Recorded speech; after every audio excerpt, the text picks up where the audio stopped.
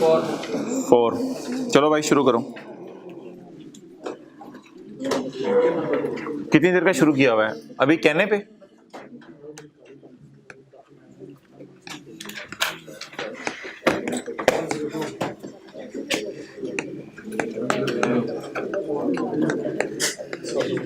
अच्छा भाई 2 lecture upload हुए थे पहले, 101 part A part B. Part A जो है वो 2 घंटे का था, पार्ट बी 1 घंटे 44 मिनट का था। आप लोगों के कहने की वजह से ना पार्ट बी भी 2 घंटे का होना था। अच्छा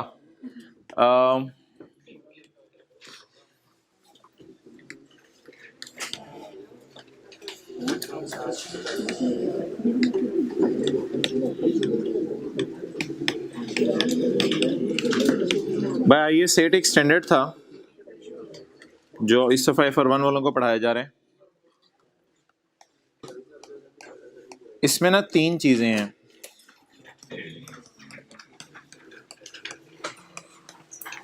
चेंज इन अकाउंटिंग पॉलिसी,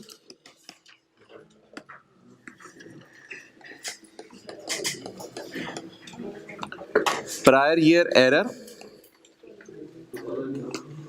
और चेंज इन एस्टीमेट। अपनी किताब में कहीं नोट कर लें, चेंज इन एस्टीमेट। अच्छा, IAS set comprise of 3 things. IAS set का नाम अगर आप जाके स्टैंडर्ड्स में देखें तो आपको यही नाम मिलेगा, change in accounting policies, prior year error और चेंज इन एस्टीमेट। अच्छा, चेंज इन एस्टीमेट की अगर आप मुझे एग्जांपल्स दें तो आपको पता है IAS सेट की बहुत सी चीजें पढ़ी होती हैं बच्चों ने। चेंज इन एस्टीमेट की एग्जांपल दें, बोलें change in life of asset, change in useful life, या डेप्रिसिएशन मेथड। यूजफुल लाइफ और रेट तो एक ही चीज है ना। डेप्रिसिएशन मेथड या residual value, it is called as बोलें चेंज इन एस्टीमेट। ये आपने FR1 में पढ़ा होता है या इंट्रो में पढ़ा होता है, यानी कि एसेट की लाइफ बदल गई, एसेट की रेजिडुअल वैल्यू बदल गई चलते चलते, पहले सोचा था कुछ और है अब कुछ और है। एक और चेंज इन एस्टीमेट है जो आप लोगों ने FAR2 के अंदर पढ़ा है, वो चेंज इन एस्टीमेट है change in decommissioning cost.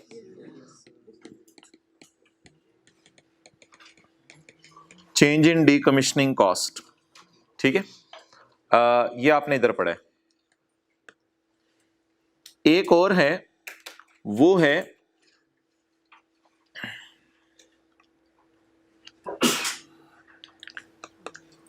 Tax assessment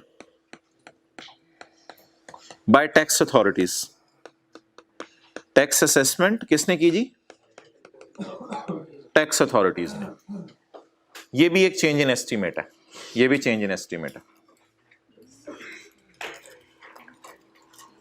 change in useful life, change in depreciation, change in residual value, change in decommissioning cost, tax assessment, change in tax assessment bye tax authorities. अच्छा, change in policy ना जरूरत पड़ी मैं आपको पढ़ा दूंगा। Change in policy IAS set का एक प्योर कॉन्सेप्ट है जो कि जिसकी कोई एग्जांपल आप लोगों ने नहीं की हुई। ये है change from FIFO to weighted average. Change from FIFO to weighted average. Change in FIFO to weighted average, ये चेंज इन पॉलिसी है। इसकी एक और मिसाल है जो कि IAS 40 की है। IAS 40 की मिसाल के तौर पे कॉस्ट मॉडल आप यूज कर रहे थे और अब आप चेंज हो गए किसकी तरफ? फेयर वैल्यू मॉडल की तरफ। तो IAS सेट की बारीकियों में जाए बगैर थोड़ी थोड़ी मैंने आपको मिसालें दी हैं। अच्छा जी भाई, फिजिकली आते रहें। कल से YouTube के ऊपर फिजिकल वालों के लिए कोई लेक्चर अपलोड नहीं होगा, जो आपका रिदम चल रहा है उसी को चलाएं। और ये आखिरी क्लासें हैं, फिर ये आपके लिए मसला हो जाएगा। ऑनलाइन वालों को तो एक रिदम पहले से ही चला हुआ है ऑनलाइन का। अच्छा, अब भाई ये चेंज इन पॉलिसी क्यों इससे कहते हैं, चेंज इन एस्टीमेट क्यों इससे कहते हैं, ये कभी टाइम मिला तो IAS सेट की डिस्कशन कर लेंगे इसके ऊपर। थोड़ा सा हिंट आपको दे दूं चेंज इन एस्टीमेट का। प्रायर ईयर एरर की तो मैंने कोई मिसालें नहीं दी, प्रायर ईयर एरर की तो 1 लाख मिसालें हैं। पिछले साल की डेप्सिशन गलत रिकॉर्ड हो गई, प्रायर ईयर एरर है। पिछले साल बिल्डिंग खरीदी थी, रिकॉर्ड नहीं की, प्रायर ईयर एरर है। पिछले साल की सेल रिटर्न बेस वाली थी लेकिन सेल में डाल दी, ये प्रायर ईयर एरर है। पिछले साल रिपेयर एक्सपेंस रिकॉर्ड नहीं हुआ, पिछले साल डेप्शन 10 महीने की निकालनी थी 9 महीने की निकाल ली, पिछले साल जो है वो स्टॉक चीज बेची सेल रिकॉर्ड करना भूल गए। प्रायर ईयर एरर की तो 1,00,000 मिसालें दे दें। प्रायर ईयर एरर की कितनी मिसालें? प्रायर ईयर तो सिंपल सा कॉन्सेप्ट है। करंट ईयर एरर आपको इंट्रो की क्लास में पढ़ाई जाती थी और प्रायर ईयर एरर किस स्टैंडर्ड का कॉन्सेप्ट है? IS 8 का। अच्छा, अब एक सवाल है भाई कि what is change in estimate? Change in estimate क्या होता है भाई? जहां पे हमारे इन्वॉल्व होते हैं ना अंदाजे, वो होते हैं चेंज इन एस्टीमेट। भाईजान ये एस्टीमेट नहीं है, ये चॉइस है। Try to understand the difference between estimate and choice. Here the choice, here is the estimate. इधर देखो, स्टॉक को FIFO पे रखें या वेटेड एवरेज पे रखें, कुछ अंदाजा नहीं लगाना पड़ेगा आपको। शायद FIFO वेटेड एवरेज की कैलकुलेशन याद हो, फर्स्ट इन फर्स्ट आउट पे रख लो या एवरेज ले लो, मर्जी है मेरी। It is my choice.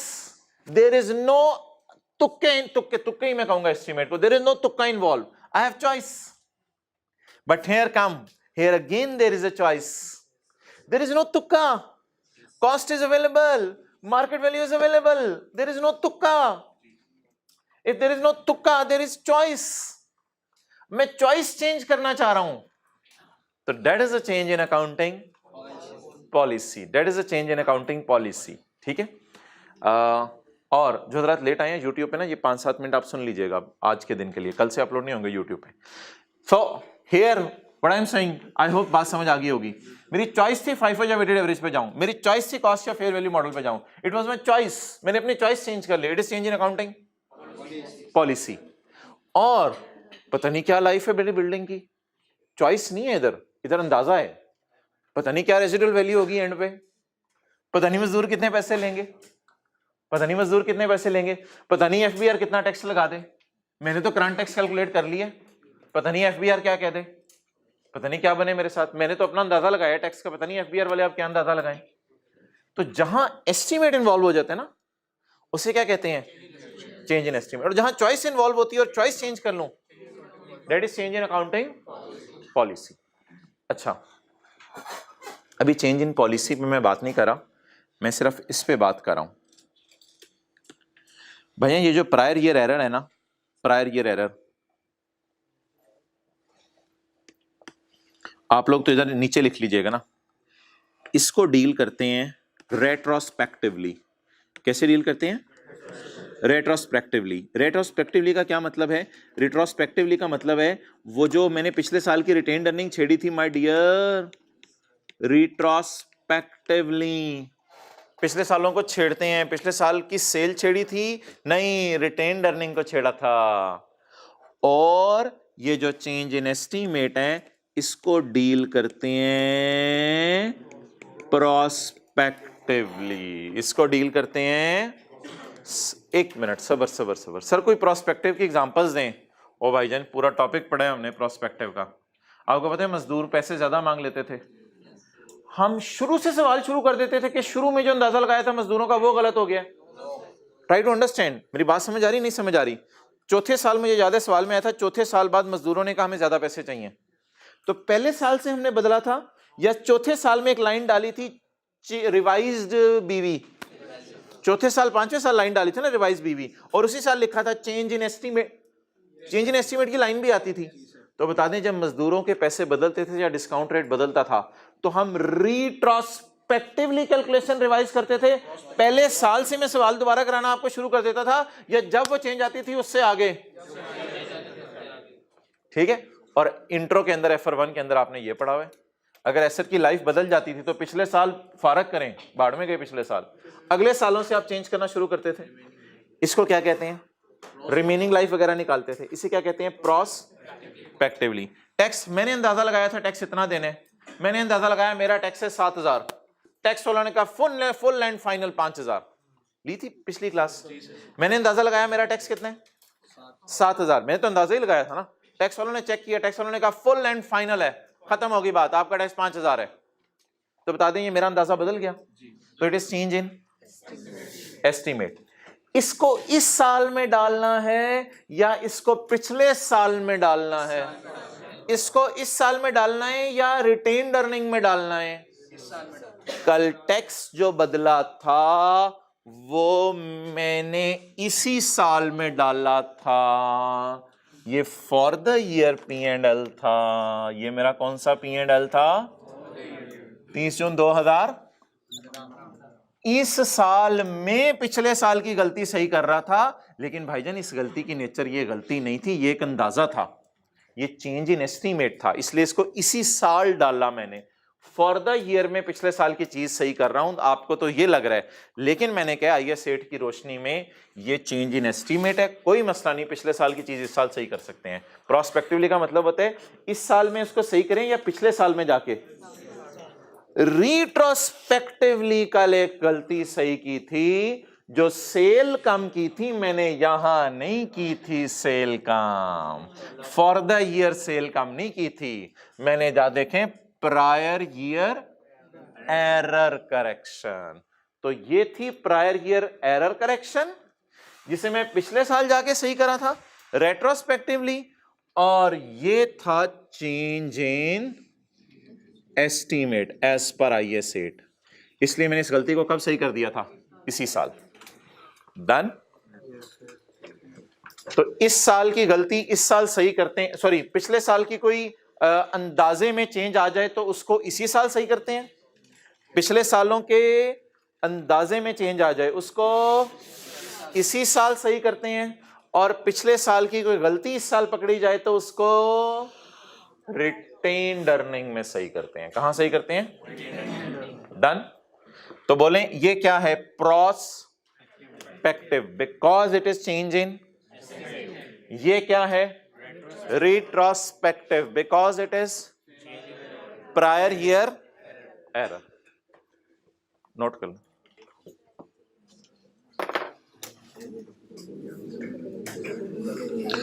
तो एक खलिश सी मैंने छोड़ दी थी कल की क्लास में आपके दिमाग में कि सेल पिछले साल की सही हो रही थी और पिछले साल का टैक्स सही हो रहा था। मैंने कहा था मैं बताऊंगा किसको कैसे डील करना है, तो वो आज मेरी बात मुकम्मल हो गई। पिछले साल की सेल की गलती को कहां सही किया? प्रायर ईयर एरर के नाम से, पिछले साल में जाके। रिट्रोस्पेक्टिव का क्या मतलब होता है? किसको छेड़ो? रिटेन्ड अर्निंग को छेड़ो। और प्रोस्पेक्टिव का क्या मतलब होता है? इसी साल को छेड़ दो, पिछले सालों को छेड़ने की जरूरत नहीं है। तो अकाउंटिंग पॉलिसी को छोड़ दो भी, फिर वो IAS 8 की एक मुकम्मल बहस है, वो फिर शुरू हो जाएगी, सब्र कर दो। अकाउंटिंग पॉलिसी को भी रिट्रोस्पेक्टिवली करते हैं, वैसे रिट्रोस्पेक्टिवली करते हैं, वैसे हल्का फुल्का रिट्रोस्पेक्टिवली करते हैं, लेकिन इसमें कुछ एक्सेप्शंस अवेलेबल हैं, वो मैं वो नहीं पढ़ाऊंगा। इसको रिट्रोस्पेक्टिवली करते हैं, चेंज इन अकाउंटिंग पॉलिसी को। अच्छा, अब जी अगली बात जरा आपने गौर से सुननी है। हमारा सवाल जहां पे छोड़ा था वो आखिरी एडजस्टमेंट सवाल की रह गई थी, उसको देख लेते हैं।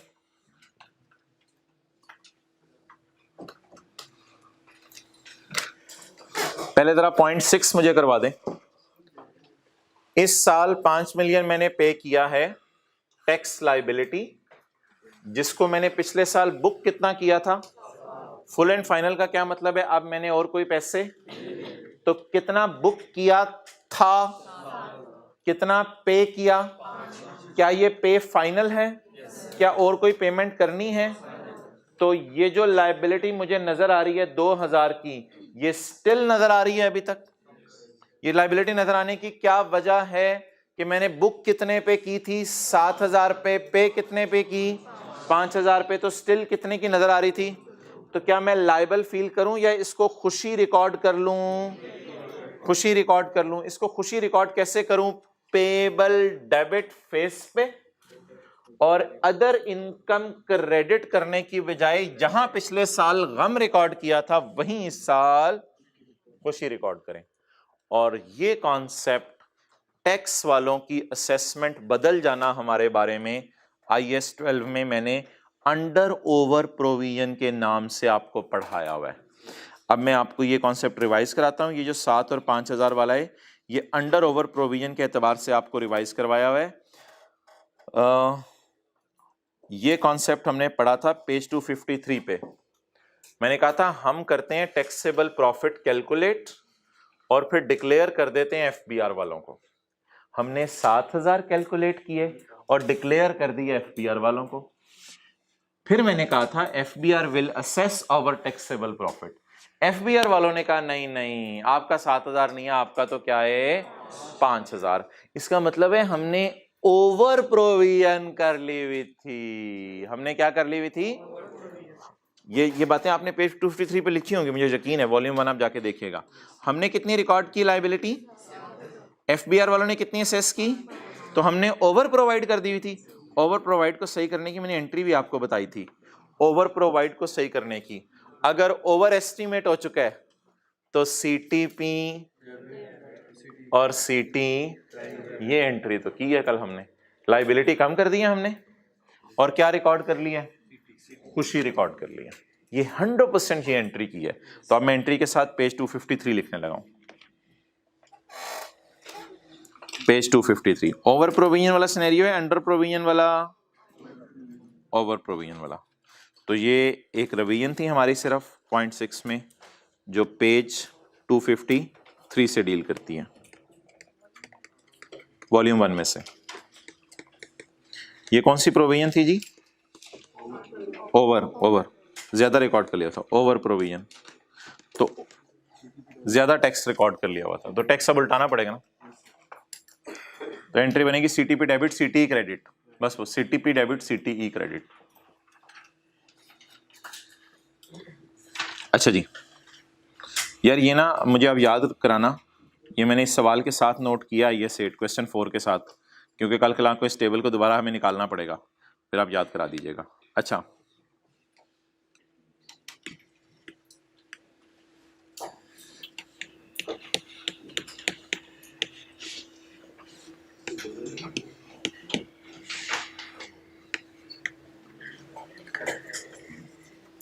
यार ये सेल है 770 की, ट्रायल में नजर आ रही है आपको?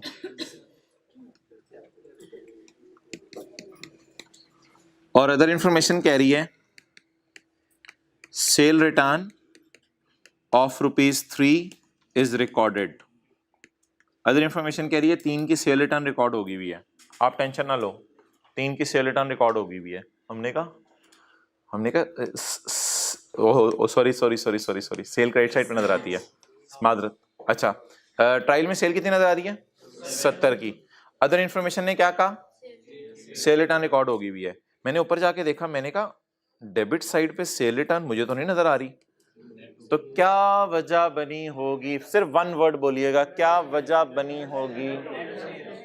तो फिर इसका मतलब है अगर ऐसे नजर आ रहा होता ना, तो फिर ये 73 होता और ये फिर 3 होता, फिर शायद ऐसे होता। लेकिन अगर ट्रायल के मुंह पे क्या नजर आ रही है? सेल। ट्रायल के मुंह पे क्या नजर आ रही है? और अदर इंफॉर्मेशन कह रही है 3। इस तरह की एक और भी मैंने बात की थी, कैश इज डेबिटेड और वो सब। अगर अदर इंफॉर्मेशन कह रही है भाईजान सेल रिटर्न रिकॉर्ड हो गई है, तो मैं पागलों की तरह ढूंढूंगा नहीं, कहां नेट हो गई है? सेल से नेट हो गई है। डन। लिख देना चाहिए नेट, लेकिन ये बात भी काफी थी नीचे वाली, इधर रिकॉर्डेड तो कहां है, फिर सेल से नेट हो गया। डन। अच्छा, फिर माइनस करना पड़ता। अच्छा, ये एसेट नजर आ रहे हैं 100 रुपए के, आप दीवाना हुआ ढूंढ रहे हैं, कम रिडक्शन नजर ही नहीं आ रही और सवाल में कोई डाटा भी नहीं, क्या करें फिर? और नेट बुक वैल्यू है, नेट होगी हुई है, कम रिडक्शन कहाँ है? ट्रायल में क्यों नहीं नजर आ रही? क्या होगी हुई है? नेट होगी हुई है। क्लियर? अच्छा,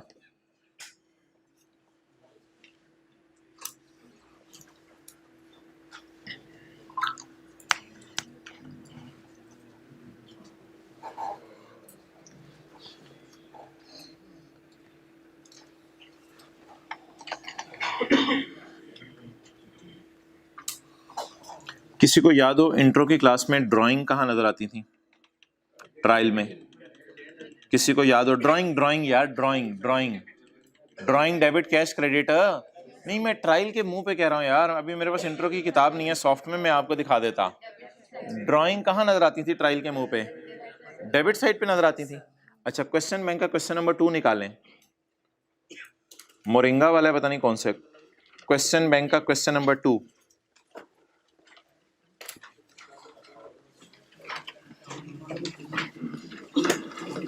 पेज नंबर 335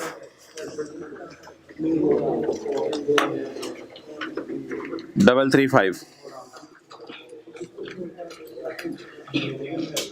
डिविडेंड पेड या dividend received?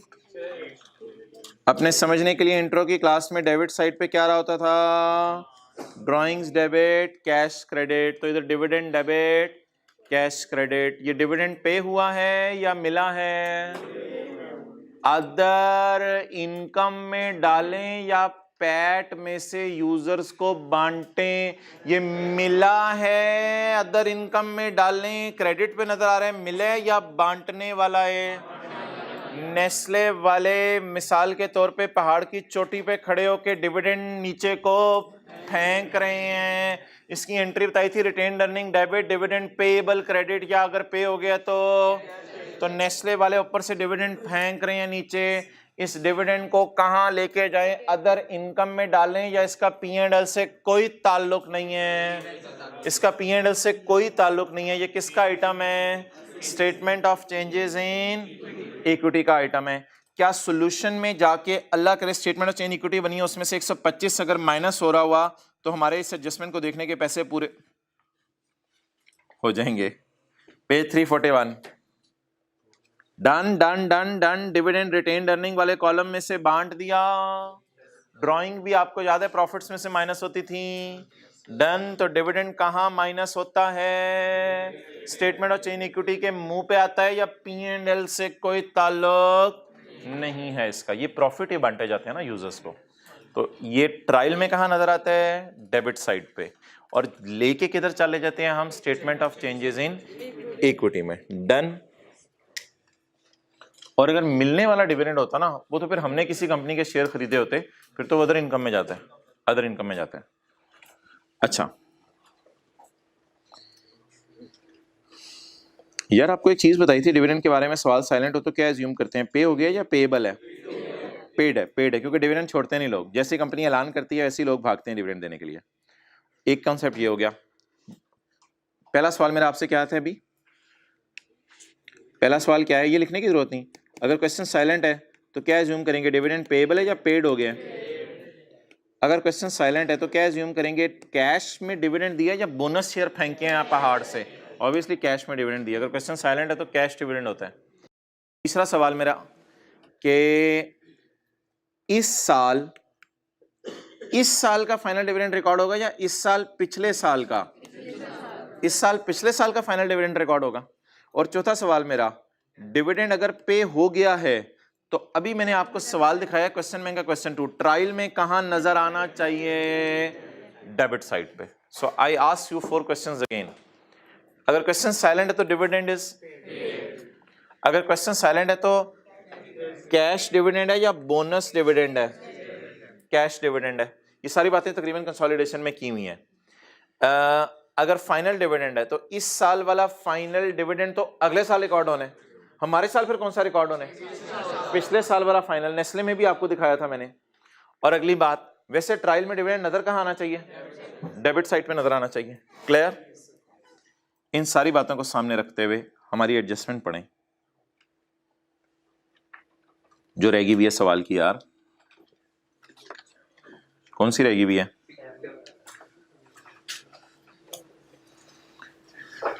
Page 291। My dear, what is our year end? What is our year end? 30/15 plan करके चलें। 30/15 के साल में कौन सा फाइनल डिविडेंड डालने? 30/। ओके, पढ़ लें एडजस्टमेंट भाईजान, पढ़ लें एडजस्टमेंट। डिविडेंड शेयर कैपिटल पे परसेंटेज लगा के निकाल लें।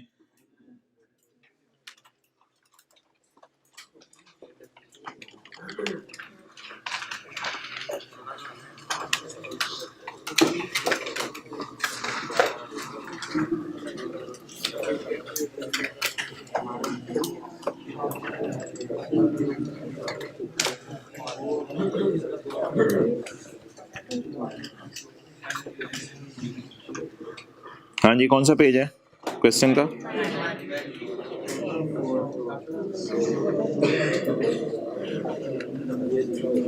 डन जी, अमाउंट निकाल ली।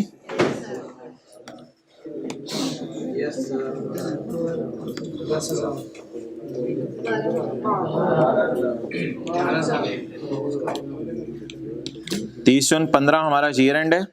शुरू कब हुआ है? यकम जुलाई 14 को। मुझे सही भी डिम नजर आ रहा है, लेकिन फिर भी मैं पढ़ रहा हूँ क्योंकि आपकी किताबों में है।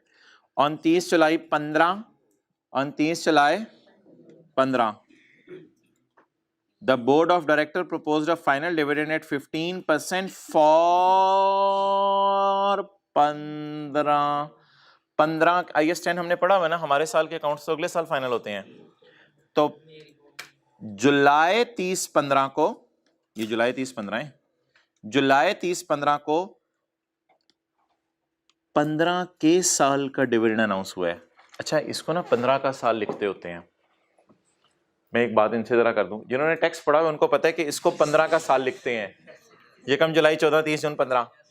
अच्छा, अब अकाउंटिंग जिन्होंने टेक्स्ट नहीं पढ़ा हुआ, भाई असल में ना ये 30 जून 15 को एंड हो रहा है ना, तो इसलिए नॉर्म, कुछ लोग ये कहते हैं 14-15 लिख दो, 14-15, लेकिन ज्यादा नॉर्म यही चल रही है आजकल कि इसको 15 कहा जाता है। तो इस साल को बोलें क्या कहा जाता है? 15 का साल। तो माय डियर, ये जो अगर मैं आपको कहूँ ये 15 का साल है, तो सवाल में लिखा हुआ है 30 जुलाई 15 को, अगले साल 30 जुलाई 15 को डायरेक्टर्स ने 15% डिविडेंड दिया है। 30 जून 15 के साल का, हमारे साल का अगले साल दिया है। तो इस 15% को हमने कहा ये तो इसको हमारे सवाल से ताल्लुक नहीं है इसका, ये तो किस साल रिकॉर्ड होगा? अगले साल रिकॉर्ड होगा। क्लियर? अच्छा, और भाईजान एक IAS 37 का कॉन्सेप्ट सुन लें। ये डिविडेंड जो है ना, जब तक अनाउंस ना हो जाए ना, असल में रिकॉर्ड भी नहीं हो सकता। तो ये अनाउंस ही अगले साल हुआ है, तो इसलिए हम लाइबल फील ही नहीं कर रहे थे हमारे साल के एंड पे। तो IAS 37 कहते हैं जब तक अनाउंस ना हो जाए तब तक रिकॉर्ड नहीं हो सकती लाइबिलिटी। तो इसलिए लाइबिलिटी बुक नहीं हो सकती क्योंकि अनाउंस नहीं हुई।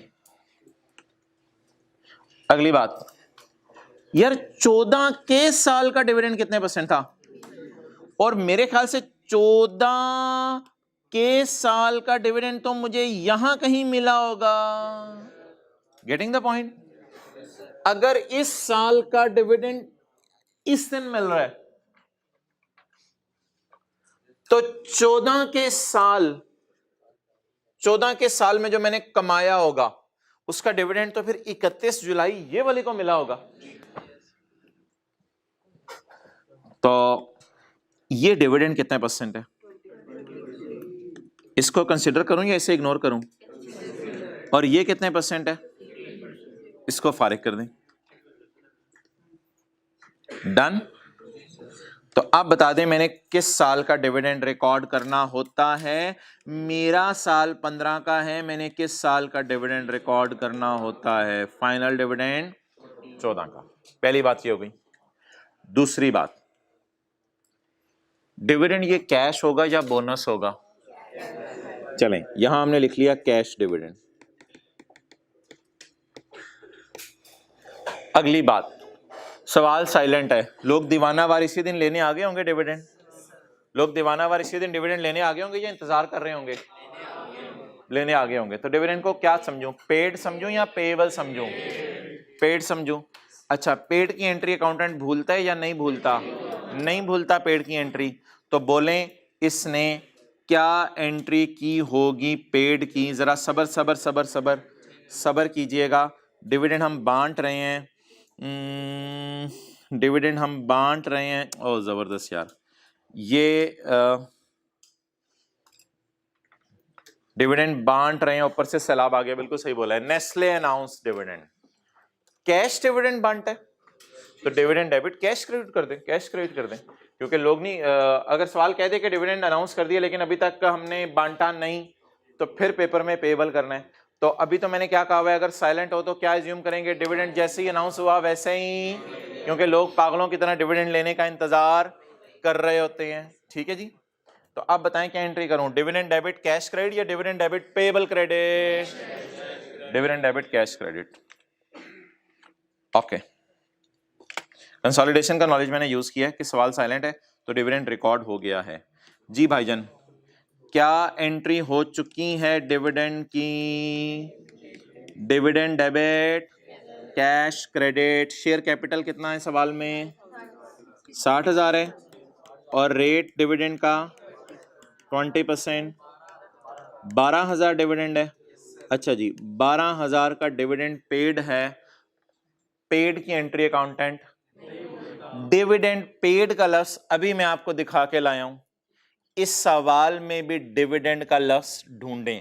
जैसे व्हीकल में रेंट ऑफ व्हीकल नजर आ रहा था, जैसे राइट मनी रिसीव्ड में कैश डेबिट नजर नहीं आ रहा था, राइट सब्सक्रिप्शन रिसीव्ड नजर आ रहा था, ऐसी एंट्री अगर हो गई है तो डिविडेंड डेबिट ढूंढें, डिविडेंड डेबिट ढूंढें। सवाल वाजे कह रहा है डिविडेंड रिकॉर्ड हो गया है, वाजे कह रहा है सवाल डिविडेंड रिकॉर्ड हो गया, क्योंकि पूरी दुनिया का रूल है लोग डिविडेंड अनाउंस होने पे छोड़ते नहीं है।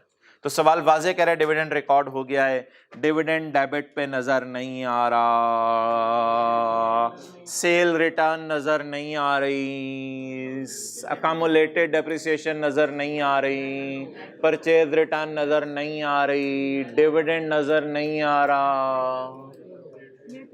नेट किससे हुआ है? रिटेन्ड अर्निंग से। नेट किससे हुआ है? क्योंकि आपको पता है अकाउंटेंट एफिशिएंट होगा, उसने ऐसे करके ब्रैकेट में रिटेन्ड अर्निंग कर दिया होगा, तो उसने अर्निंग में से कम। तो अगर डिविडेंड फाइनल अकाउंट में नजर ना आए तो लिखिए रिटेन्ड अर्निंग में से माइनस हो चुके। अगर डिविडेंड फाइनल अकाउंट के सवाल में ट्रायल में नजर ना आए डेबिट साइड पे, अगर डिविडेंड पेड वाला, सॉरी बात अब फाइनल अब बन रही है, अगर डिविडेंड पेड वाला ट्रायल में डेबिट पर नजर ना आए तो बोलें जी रिटेन्ड अर्निंग में से माइनस हो चुका है।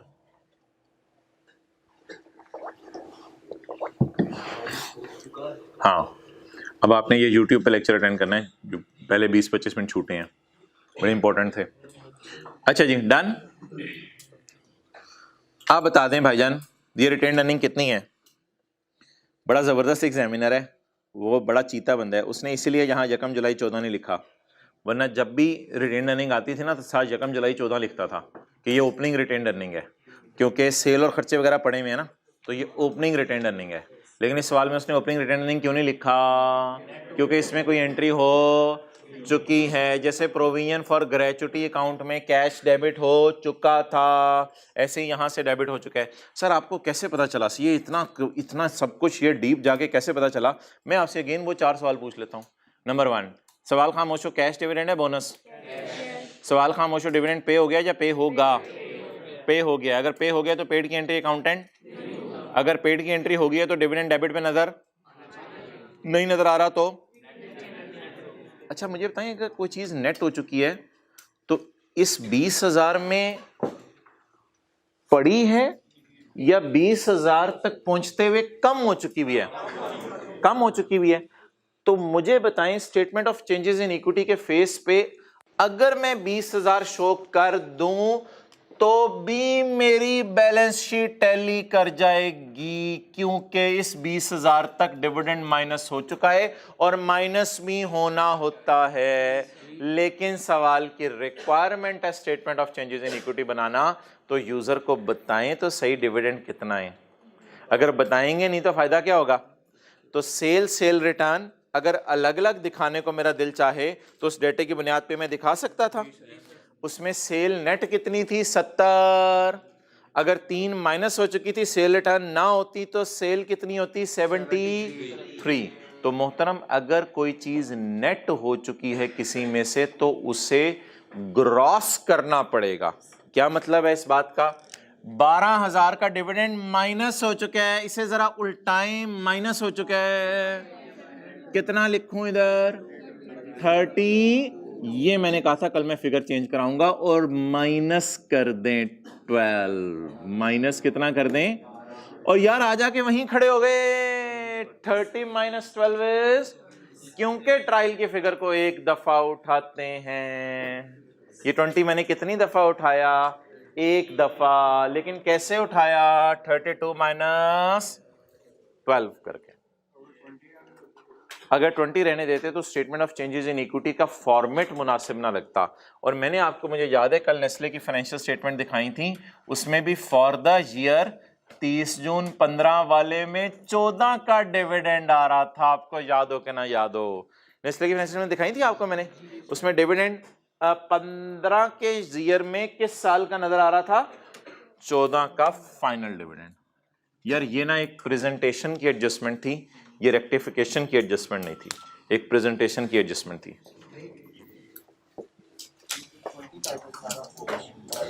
हाँ हाँ 20 किस लिए 32 है, स्टार डालें। सवाल में कितना गिवन था? 20। सवाल कहता है इस तक आते हुए क्या माइनस हो चुका है? डिविडेंड असल में डेबिट होता है ना, रिटेन अर्निंग को कम करता है, तो ये डिविडेंड कम कर चुका है। अगर ये कम ना करता तो रिटेन अर्निंग ज्यादा होती। अगर ये डिविडेंड इनको कम ना करता तो ये रिटेन अर्निंग, अगर अकम्युलेशन एसेट में से माइनस ना होती तो एसेट की प्राइस ज्यादा होती। अगर सेल रिटर्न सेल में से माइनस ना होती तो सेल, अगर डिविडेंड रिटेन अर्निंग में से माइनस ना होता तो रिटेन अर्निंग, वो ज्यादा वाली रिटेन अर्निंग मैं निकाल रहा हूं। 20 + 12 कितना? 32। अब 32 इधर लिख दें, लेकिन बेटर प्रेजेंटेशन के लिए डिविडेंड को माइनस करना ज्यादा अच्छा लग रहा है, ताकि यूजर को पता चले हमने डिविडेंड अनाउंस किया। तो ये एक थोड़ी सी एडजस्टमेंट थी सवाल में।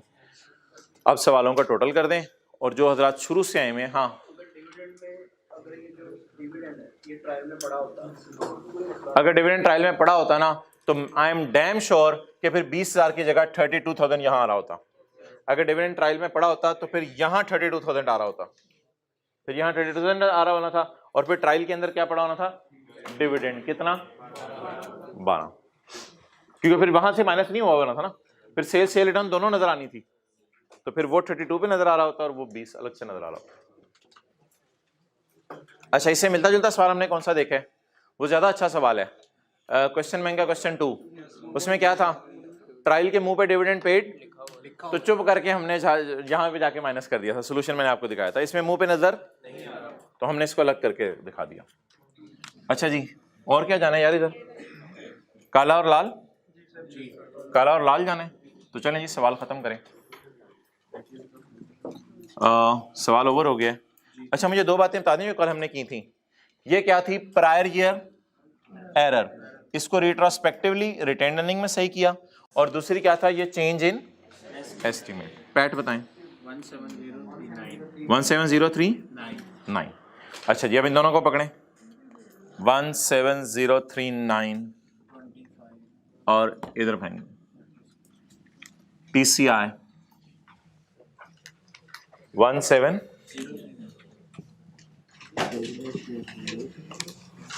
ये लॉस है, ये नेगेटिव ही जाएगा।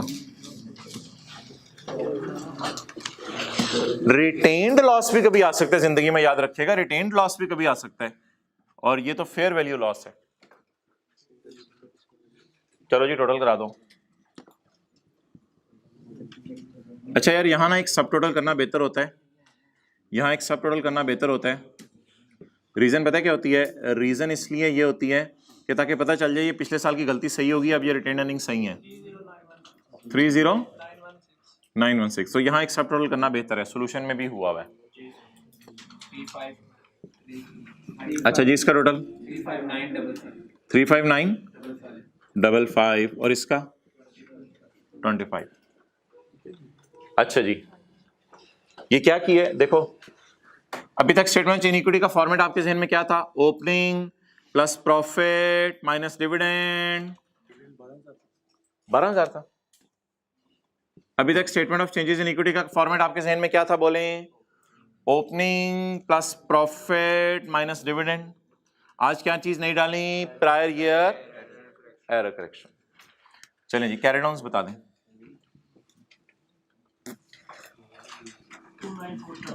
2947, इसका कैरी डाउन बता दें। 165, इसका कैरी डाउन, इन तीनों का जमा। ये इधर क्या आने?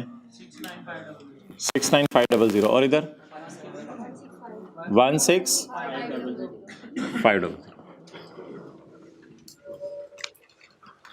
ओके अच्छा, ये वाली फिगर्स कल फाइनल हो गई थी। पीपी कितना 69, ये वाली फिगर तो कल 6000 माइनस पता नहीं कितनी आई थी, 6000 माइनस 600 थी, 5400। इन्वेस्टमेंट्स कितनी थी? 100 की थी, वो गिर के 100 पे आ गई थी 125 की ट्रायल में, गिर के 100 पे आ गई थी। स्टॉक 30,000, डेटर 27800, एडवांस टैक्स कितना? 6000, कैश एंड बैंक 4600, ये 2,78,000 थे डेटर, 27,800। Other receivables 14,000। हाँ जी, इधर जरा 1 मिनट अटेंटिव रहिएगा। ये दोनों क्या है बोलें? काला नीला नहीं, काला लाल है, लेकिन नदी है। नदी को पहले कहाँ लेके गए? दरिया में। अच्छा, कुछ लोग ना ओवर एफिशिएंसी मारते हैं, जब एंट्री करने को कहा जाए ना तो वो एंट्री करते हैं इन्वेस्टमेंट क्रेडिट 25 से और फेयर वैल्यू रिजर्व डेबिट 25 यहां लाते हैं। यहां ना लाया करें, फेयर वैल्यू रिजर्व डेबिट यहां लाना है 25 और फिर यहां से रूट करा के लेके जाना है। तो ये नदी होगी, नदी को किस में डाल दिया? दरिया में। और ये यहां से दोनों किस में चले जाएंगे? समुद्र में। जी 60,000, रिटेन्ड अर्निंग 35955 और fair value reserve 25। Long term loan कितना था? 25525। और क्या था? क्रेडिटर नहीं, अच्छा हाँ ठीक है, डीटीएल भी तो था ना यार, डीटीएल 2947। ट्रेड पेबल 12,000, प्रोविजन और ये 99988।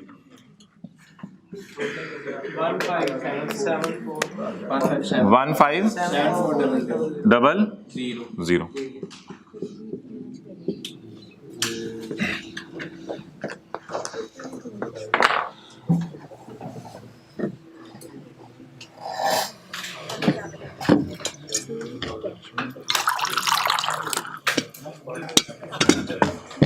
लो जी, बात तो वहीं आ गई, दोबारा हमारे 45 मिनट लग गए सवाल पे।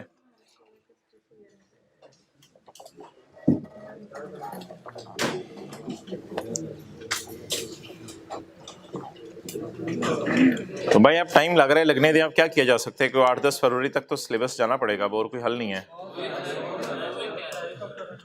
क्या करें, आप बता दो क्या करें। वो अगला संडे तो देखते हैं हम क्या करना है, लेकिन जो रियलिटी है वो मैंने आपको बता दी है। अच्छा आओ भाई सर, 7-8 तक तो जाना पड़ेगा। नहीं, डेली 2 क्लासों का फायदा कोई नहीं होगा। इस हफ्ते चलने दें, अभी चीजें इस हफ्ते चलने दें। ऐसे ही अपनी खुद भी चीजें आप खराब कर रहे होंगे, बाकी सब्जेक्ट्स का भी नुकसान कर रहे होंगे और बाकी तो। अच्छा पेज 290। अच्छा भाई, अब सारी रिवीजन कर लें तो भाई सवाल की। पिछले साल की सेल रिकॉर्ड हो गई थी, पिछले साल की सेल रिकॉर्ड हो गई थी, पिछले साल की सेल उल्टाई, तो सेल उल्टाने की वजह से भाई अब इधर देखो, पिछले साल की सेल उल्टाई थी, सेल उल्टाने की वजह से कॉस्ट ऑफ सेल उल्टाई, तो सेल भी उल्टाई, कॉस्ट ऑफ सेल भी उल्टाई, तो फिर हमने अगला काम किया था, इसका प्रॉफिट पे इम्पैक्ट सोचा था और एक चीज फिर एंड पे नहीं कर दी थी, सबको काट के रिटेन अर्निंग लिख दिया था। अच्छा, ये अगली एडजस्टमेंट आसान थी। इधर आए 5 में, अंदाजा क्या था कितना टैक्स देंगे, लेकिन देना कितना पड़ा, तो खुशी कितनी आई? 2000 की। अकाउंटिंग इनकम ज्यादा थी, नहीं टैक्सेबल इनकम ज्यादा थी अकाउंटिंग इनकम से, तो हमने कहा ऐड वाली चीजें ज्यादा हैं, इस वजह से इस डिफरेंस, परमानेंट डिफरेंस का नाम पेनल्टी टाइप रखा था या exempt income type? Penalty type रखा था। और कैरिंग अमाउंट और टैक्स बेस का डाटा भी अवेलेबल नहीं था, टीटीडीज भी अवेलेबल नहीं थे, तो इसलिए मजबूरन हमने अकाउंटिंग प्रॉफिट और टैक्सेबल प्रॉफिट्स को कंपेयर करके डेफर्ड टैक्स निकाला। लेकिन जब अकाउंटिंग प्रॉफिट और टैक्सेबल प्रॉफिट को कंपेयर करके निकालें तो फिर एज ऑन नहीं आता, फॉर द ईयर आता है। और अगली बात ये थी, डिविडेंड पे हो चुका है, ट्रायल में नजर नहीं आ रहा, तो सेल रिटर्न नजर नहीं आ रही तो सेल में से माइनस हो चुकी है, डिविडेंड नजर नहीं आ रहा तो रिटर्न में माइनस हो चुका है। और आखिरी एडजस्टमेंट तो इन्वेस्टमेंट को रिवैल्यू करने की थी। अब ठीक है, 5-7 मिनट हमारे और ज़ाया होंगे, इसकी रिवीजन करनी है, इसकी रिवीजन करनी है इन्वेस्टमेंट्स वाली एडजस्टमेंट की। आप आ जाएं वॉल्यूम 2 के लेक्चर नोट्स में, पेज नंबर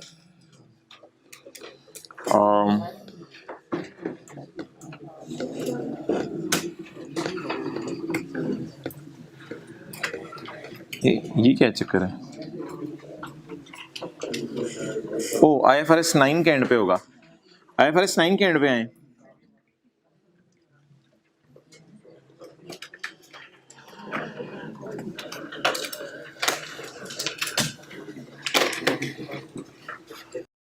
जी भाई, पेज 409, पेज 409,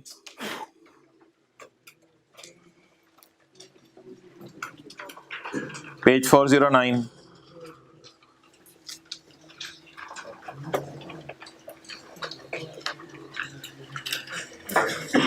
एक एक 2-2 मिनट इन सवालों को दें। क्वेश्चन 36 टिक कर लें। फाइनेंशियल इंस्ट्रूमेंट्स, ओ भाईजान फाइनेंशियल इंस्ट्रूमेंट एसेट साइड पे नजर आ रहे हैं, तो या तो ये इन्वेस्टमेंट इन शेयर होगा या इन्वेस्टमेंट इन डिवेंचर होगा, ये लाइबिलिटी नहीं होगी। पहली बात समझ आ गई? अच्छा, दूसरी बात, ट्रायल में नजर आ रहे हैं ना यार, ये पेज है 409, नजर आ रहे हैं फाइनेंशियल इंस्ट्रूमेंट 40-500 के ट्रायल में नजर आ रहे हैं। ये या तो इन्वेस्टमेंट इन शेयर्स होगा या investment in debentures. Financial instruments are investment in shares, और साल के एंड पे इनकी फेयर वैल्यू कितनी हो गई है? 39,700। Why Agriport has not made the election in accordance with IFRS 9? Election नहीं की। अब जरा सोच के बताएं किस मॉडल पे रखेंगे? FATPL पे। इलेक्शन नहीं की, उस तरफ जाना पसंद नहीं किया, तो किस मॉडल पे रहेंगे? Fair value through profit and loss. अब बता दें, ये जो लॉस आएगा ये कहां जाएगा? P&L में। तो नीचे देखें, P&L में ये लॉस शो किया हुआ है, लॉस P&L में। PBT से ऊपर शो किया ना यार, अदर एक्सपेंसेस में शो कर दें, फाइनेंस एडमिन में रहने, अदर एक्सपेंसेस में शो कर दें। 800 का लॉस, और बैलेंस शीट में कितने पे चले जाएगा? 39। समझ आ गया फाइनल अकाउंट में कैसे टेकअप करना है? हमने इस क्लास में OCI में डाला था, और ये कहां जा रहे हैं? P&L में। क्वेश्चन 37, ये तो वही वाला मैंने शायद, नहीं ये वो नहीं है। इन्वेस्टमेंट कितनी नजर आ रही है? 100। अगला सवाल, इन्वेस्टमेंट कितनी नजर आ रही है? 100। The company has made investment in Bablu limited during the year and irrevocably elected at initial recognition at fair value through OCI। तो ये भी इन्वेस्टमेंट इन शेयर होंगी, क्योंकि इंटरेस्ट रेट वगैरह नहीं दिया हुआ, तो इन्वेस्टमेंट के साथ लिख लें इन्वेस्टमेंट इन शेयर्स। अगर इंटरेस्ट वगैरह दिया हो तो इन्वेस्टमेंट इन डिवेंचर्स। अगर इंटरेस्ट वगैरह ना दिया हो, इन्वेस्टमेंट इन शेयर्स का मतलब है लेक्चर 1। इन्वेस्टमेंट इन शेयर्स का मतलब है लेक्चर 1। 100 से उठा के किस पे लाने? छोड़ें यार, टी अकाउंट ना बनाएं, जबानी बताएं। 100 से उठा के किस पे लाने? तो बैलेंस शीट में किस पे जाएगा? 27 पे, 127 पे। और फेयर वैल्यू रिजर्व इस साल का, फेयर वैल्यू रिजर्व इस साल का 27, ये SOCI में नजर आ जाएगा, OCI में, और बैलेंस शीट में भी यही 27 नजर आ जाएगा, बिल्कुल। लेकिन भाईजान ये काला है, ये लाल है। 27 लाल है ना? आप बोलें क्या क्या क्या करेंगे? ये तो पता नहीं क्या बन गया, ना काला ना लाल। इन दोनों को पकड़ेंगे, काले के और लाल को, और SOCI से कहां ले जाएंगे? Statement of changes in equity. मुझे बता दो देना था यार ये मसला। अच्छा, स्टेटमेंट चेंज इक्विटी में ले जाएंगे। स्टेटमेंट चेंज इक्विटी से उठा के ले आए, ये लाल आ गया और ये काला आ गया। अब लाल का बैलेंस बता दें, ये इधर आ गया। तो तरतीब लिख लें, 1 मिनट माय डियर, तरतीब लिख लें। पहले यहां से कहां लेके जाते हैं? स्टेटमेंट ऑफ चेंजेस इन, और फिर इसको कहां लेके जाते हैं? बैलेंस शीट में। इसी तरह कर रहे थे ना हम। इधर देख लो यार, इधर लॉस था, उधर गेन है। पहले इनको कहां लेके जाएं? और फिर कहां? फिर इनको नहीं, फिर इनको बैलेंस शीट। रिवीजन हो गई, फायदा हो गया। अब इन चीजों पे टाइम लगता है भाई, अभी चीजें जल्दी कैसे की जा सकती हैं? ओके, अभी आपके असल में अब कोशिश करेंगे कि 5-6 फरवरी तक अगर ख़त्म हो जाए, फिर आगे 2-3 दिन IAS 38 की भी रिवीजन करनी है और काफ़ी चीज़ों की भी रिवीजन है, कुछ और भी सवाल करने हैं। IAS 38 के कंसोलिडेशन के साथ भी 1-2 सवाल उसने दिए हुए हैं। ओके, तो वो अकेले आप चीज़ें करेंगे, मेरा नहीं ख्याल उस तरह मैनेज होंगी, इकट्ठे बैठ के कर लेंगे क्लासों में, वो ज़्यादा बेहतर तरीके से हो जाएंगी। तो आगे चलें जी। जी 27 का गेन आया है, हाँ। नहीं, वो उसको छोड़ो यार, बस कॉन्सेप्ट समझ आ गया। और नीला लाल नहीं होगा, नीला लाल क्यों मिक्स हुआ है? ओ भाईजान, काला लाल नीला इनका मिक्स हो गया, मैं इनको बताता हूं। काला हमने नाम रखा था पैट के लिए, नीला में यूज करा था रिवैल्यूएशन सरप्लस के लिए, और लाल में यूज कर रहा हूं फेयर वैल्यू रिजर्व, या गेन है या लॉस है मेरी बला से, लाल में यूज कर रहा हूं फेयर वैल्यू रिजर्व के लिए। अब समझ आई? ना तंग किया करो यार, ना छेड़ लंगानो, बस यार न्यूमेरिकल करें, न्यूमेरिकल फाइनल अकाउंट के ये यही इधर ही रहे लेक्चर नोट्स में।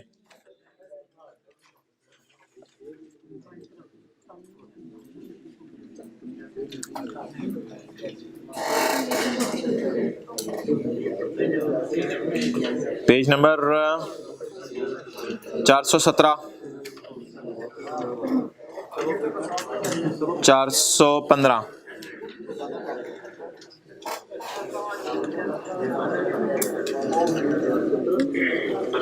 Prepare BL statement of financial position. ओ हाँ, प्रेयर BL की आपने फाइनेंशियल स्टेटमेंट्स बनानी है। किताब दे दो मुझे, ये व्हाइट बोर्ड मिटाओ। पढ़ें जी सवाल। Banana Limited is listed on Pakistan stock exchange. Banana Limited Pakistan, page number 415। Banana Limited Pakistan stock exchange पे लिस्टेड है। Summarize trial balance of BL as at 30 June 2018 is as follow. भाईजान सवाल पढ़ो, is as follows. Trade and other receivables कितने आ रहे हैं? 1470। शहजादे ये क्या किया हुआ है तूने? 600 मिलियन इंटू ₹10 ईच, ये तो ऊपर वाले के साथ लिखवाया था, तो गलती से इधर। अच्छा, तो ट्रेड एंड अदर रिसीवेबल्स कितने आ रहे हैं? 1470। और प्रोविजन फॉर डाउटफुल डेट कितनी आ रही है? 80। रिक्वायरमेंट पढ़ें। रिक्वायरमेंट है जी सवाल की, prepare BL statement of finance. उधर किताब को देखो, अभी इसने पेज नहीं निकाला। 415।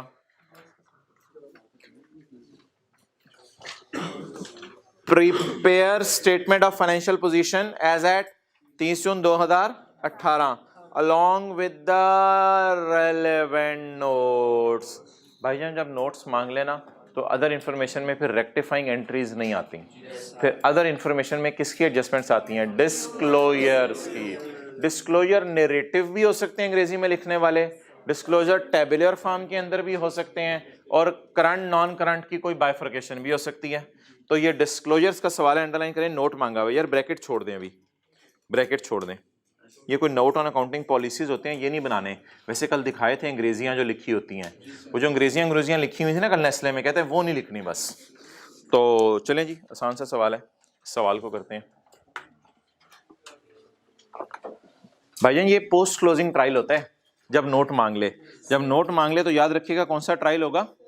Post closing. पोस्ट क्लोजिंग का क्या मतलब है? सारी एंट्रीज हो चुकी हैं या हमने करनी है, अनलेस के सवाल में कोई एडजस्टमेंट की अंग्रेजी इस तरह वाजे तौर पे आ जाए जिससे लगे कि क्या करनी है, एंट्री करनी है, वरना बाय डिफॉल्ट डिस्क्लोजर के सवाल में एंट्रीज हो चुकी हैं। ये पोस्ट क्लोजिंग है, सब हो चुका है हमारा।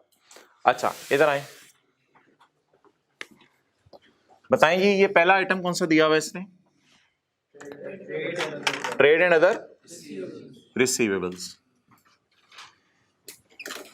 अच्छा पहले मुझे ये बता दें कि पहला पेज, हाँ पहला पेज सोल्यूशन के लिए छोड़ दो, ये तीसरा पेज है वर्किंग वाला कर लो। बल्कि पहला एक पेज पे ही इंशाल्लाह सोल्यूशन आ जाएगा। बैलेंस शीट 2 लाइन की बननी है और नीचे वो बन जाए। मुझे ये बताएं यार कि बैड डेट, रिटर्न ऑफ और provision for doubtful debt, provision for doubtful date, इसमें से कौन से डेटर में से माइनस हो गए होते हैं और कौन से माइनस नहीं हुए होते, उनका अलग अकाउंट बनता है। बैड रिटर्न ऑफ माइनस हो गए होते हैं कैरी डाउन तक पहुंचते हुए, और प्रोविजन का अलग अकाउंट बनता है। इसकी थोड़ी सी रिवीजन आपसे अगर मैं करूं, बैड डेट रिटर्न ऑफ और इन दोनों के अंदर फर्क क्या होता है?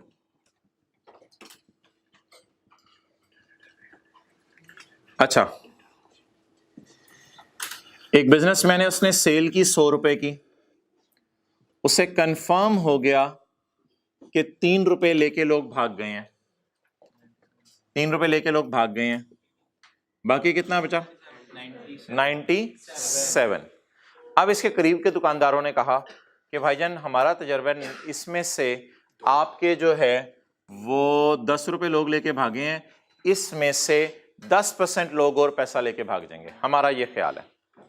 तो ये तो रिटर्न ऑफ एक्चुअल हो गया, जिसमें बंदे का नाम पता है कौन पैसे लेके भागे। तो मैंने कहा बेटर रिटर्न ऑफ डेटर में से माइनस हो चुका होता है, 90 तक पहुंचते हुए माइनस हो चुका होता है। अब जब करीब के दुकानदारों ने कहा कि 10% इसमें से भी लोग लेके भाग जाएंगे, तो इधर कुछ ना करें। आप करते थे इंट्रो की क्लास में 90 ज़रब 10%, 9, 90 ज़रब 10% कितना? 9। और अगली आप क्या करते थे काम? अगला काम हमने IAS 12 के में सीखा है, ब्रॉड डाउन 0 है क्योंकि डेटर का ब्रॉड डाउन भी 0 है। अगला काम हमने IAS 12 में सीखा था, रिटर्न ऑफ को इधर ले आया करो। असल में आप 10 लेके भाग गए हैं, इसमें से 9 लेके भाग सकते हैं। तो ये सारी रिवीजन आपको IAS 12 में कराई थी। अब असल में P&L में ना इकट्ठा ही हम ले जाते हैं एक्सपेंस, ये 10 उधर से आ गया। अब 10 एक्चुअल खर्चा है, 9 का अंदाजा है, तो टोटल बताएं जो बैड डेट एक्सपेंस जाएगा P&L में? 19। करंट टैक्स की वर्किंग में हम 19 को उल्टा देते थे और 10 को माइनस कर देते थे, क्योंकि टैक्स वाले एक्चुअल खर्चे को मानते हैं, इसको नहीं मानते। क्लियर? तो इस तरह प्रोविजन का अकाउंट चलता है। तो बोले रिटर्न ऑफ की क्या खासियत होती है? वो डेटर तक पहुंचते हुए माइनस। और प्रोविजन की क्या खासियत होती है? ये 9 इसी 90 में है, जिसका मैंने नाम एक दिन रखा था प्रोविजन। इसकी चार्ज करनी है, ये बैड होने वाला है और ये गुड डेटर है, ये नाम इसका रखा था। याद आ रहा है थोड़ा थोड़ा? अच्छा, तो बस एक बात बतानी थी, जिन जो कैरी डाउन्स होते हैं उन्हीं के ऊपर क्या कैलकुलेट होती है? प्रोविजन। जैसे एसेट का कैरी डाउन होता है, उसी का कम रिडक्शन इधर आता है। अब मुझे बता दें सवाल के अंदर डेटर कितने अवेलेबल हैं? 1470। अच्छा, और सवाल trade and other payables, trade and other receivables कर लो, वो खैर है, ये एक वर्किंग है। प्रोविजन का बैलेंस कितना है? पोस्ट क्लोजिंग क्यों मैं ले रहा हूं? क्योंकि जब ट्रायल, जब सवाल के रिक्वायरमेंट में नोट्स मांगे हों, तो बाय डिफॉल्ट ट्रायल में कौन सी चीजें बनी होंगी? Post closing. पोस्ट क्लोजिंग का मतलब सारी क्लोज हो चुकी हैं, ये कैरी डाउन बैलेंसेस हैं। एक और सवाल भी हमने पास पेपर का क्वेश्चन 1 किया था, मुझे याद है, जिसमें हमने पीपी के कैरी डाउन्स लिख के रिवर्स वर्किंग शुरू की थी, लेकिन इसमें शायद रिवर्स वर्किंग की जरूरत ना पड़े। जी बोले 80। अब आपने एडजस्टमेंट्स मेरे साथ पढ़नी है और मुझे बताना है ये एडजस्टमेंट्स में आपको ऐसा लग रहा है कि डिस्क्लोजर बनाने हैं या ऐसा लग रहा है कि एरर है, additional information. Trade and other receivable किसके बारे में बताने लगे? 1470 के बारे में। ट्रेड एंड अदर रिसीवेबल को इन्वर्टेड कॉमास लगा लें।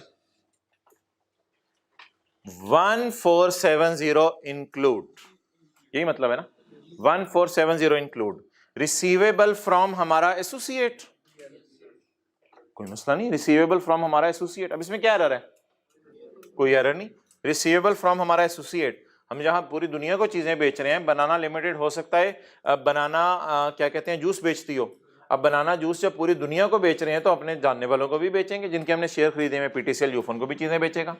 Trade and other receivable include इतने, दैट इज स्ट्रॉबेरी लिमिटेड, ये हमारी एसोसिएट है, इसके हमने शेयर खरीदे होंगे 30-40%, और ये हमारी सब्सिडरी है, इसके हमने कितने शेयर खरीदे होंगे? 60-70%। 50 million and 22 million, full stop. बस इतनी सी बात का मतलब बता दें। 1470 के टुकड़े कराएं, बताएं। 50 किससे लेने? बोले बोले बोले, किससे? SL से। स्ट्रॉबेरी लिमिटेड एसोसिएट है हमारी, तो एसोसिएट उस चक्कर में ना पड़े, बस नाम बताएं दारे का। 22, ये किससे लेने हैं? PL से। डन। अब फुल स्टॉप से आगे नहीं पढ़ना, स्टिल बता दें जी मेरे जो साल के आखिर में डेटर हैं, मिसाल के तौर पे प्रिंसिपल साहब ये कहें कि यार ये मैंने स्टूडेंट से पैसे लेने हैं, इनमें पता चले एक प्रिंसिपल साहब का रिलेटिव भी पढ़ा है इधर, तो प्रिंसिपल साहब कहें उससे इतने पैसे लेने हैं, ऐसा हो सकता है? तो यही इदारा बात करे कि ये हमारे कैरी डाउन्स हैं, इनमें से इतने हमने अपने जानने वालों से लेने हैं। तो क्या अनजान लोगों से भी कोई पैसे लेने होंगे? तो अदर्स को बैलेंसिंग बता दें 1398 मेरे ख्याल से इस तरह की वर्किंग पेपर में एक्सेप्टेबल होगी, उसको मार्क्स नहीं काटने चाहिए। अच्छा तो असल तो फेस पे चीजें हमने लेके जानी है ना। डन हो गया, आगे पढ़े। अच्छा इसमें कोई मसला है या डिस्क्लोजर अब इसके बनाएंगे हम? अब हम लाइनें बना बना के इनको लाइनों में फेंकते जाएंगे और इसके डिस्क्लोजर बनाते रहेंगे।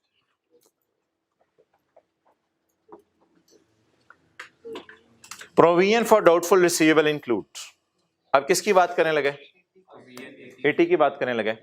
80 include provision of 10 million against receivable from, अच्छा ये ना स्ट्रॉबेरी को सब्सिडरी ना समझ लीजिएगा, ये एसएल से हमारा सब्सिडरी नहीं है, असल में स्ट्रॉबेरी इसका नाम है, ये हमारी एसोसिएट है।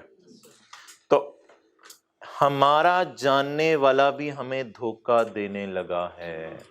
हमारा ख्याल है कि इससे, ऐसा बहुत रेयर होता है बिजनेस में, लेकिन अगर हो रहा है तो बताएं यूजर को, वो अफसोस ही किया जा रहा है ऐसे मुंह करके उतनी देर का। पर सवाल भी तो पढ़ ले। Provision for doubtful receivable include provision of 10 million against receivable from SL. जी भाईजान ये लिख लूं लॉस एसएल का कितना? इसका मतलब है पीयर का मसला 80 रुपए तो जानने वाला डज लगाएगा, 80 रुपए, 80 रुपए में से 10 रुपए जानने वाला डज लगाएगा हमें, तो बाकी 70 के बारे में ये इनमें से फिर भागेंगे ना, कितना? किन में से? अदर्स में से। चले यहां तक नोट कर लो, ये वर्किंग है, रजिस्टर के दूसरे सफे पे होगी।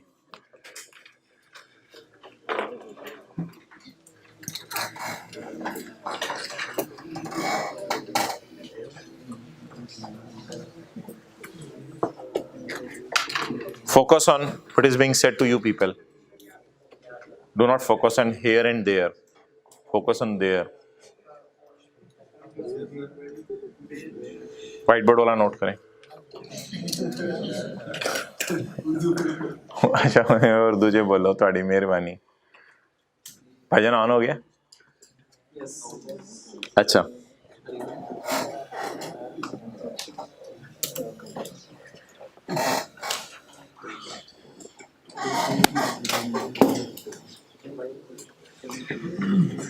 अच्छा यार एक काम जब मैं करता हूं तो ये बच्चों को परेशानी हो जाती है। इधर देखें अभी मैं एडजस्टमेंट 1 में ही हूं, एक काम करता हूं तो बच्चों को ऊपर देखेंगे तो परेशानी होगी ना, नीचे देखते रहेंगे तो परेशानी, इसलिए नहीं देख रहे परेशानी ना हो जाए। इसको जब मैं 1040 करता हूं तो कहते हैं ये क्या शुरू कर दिया आपने।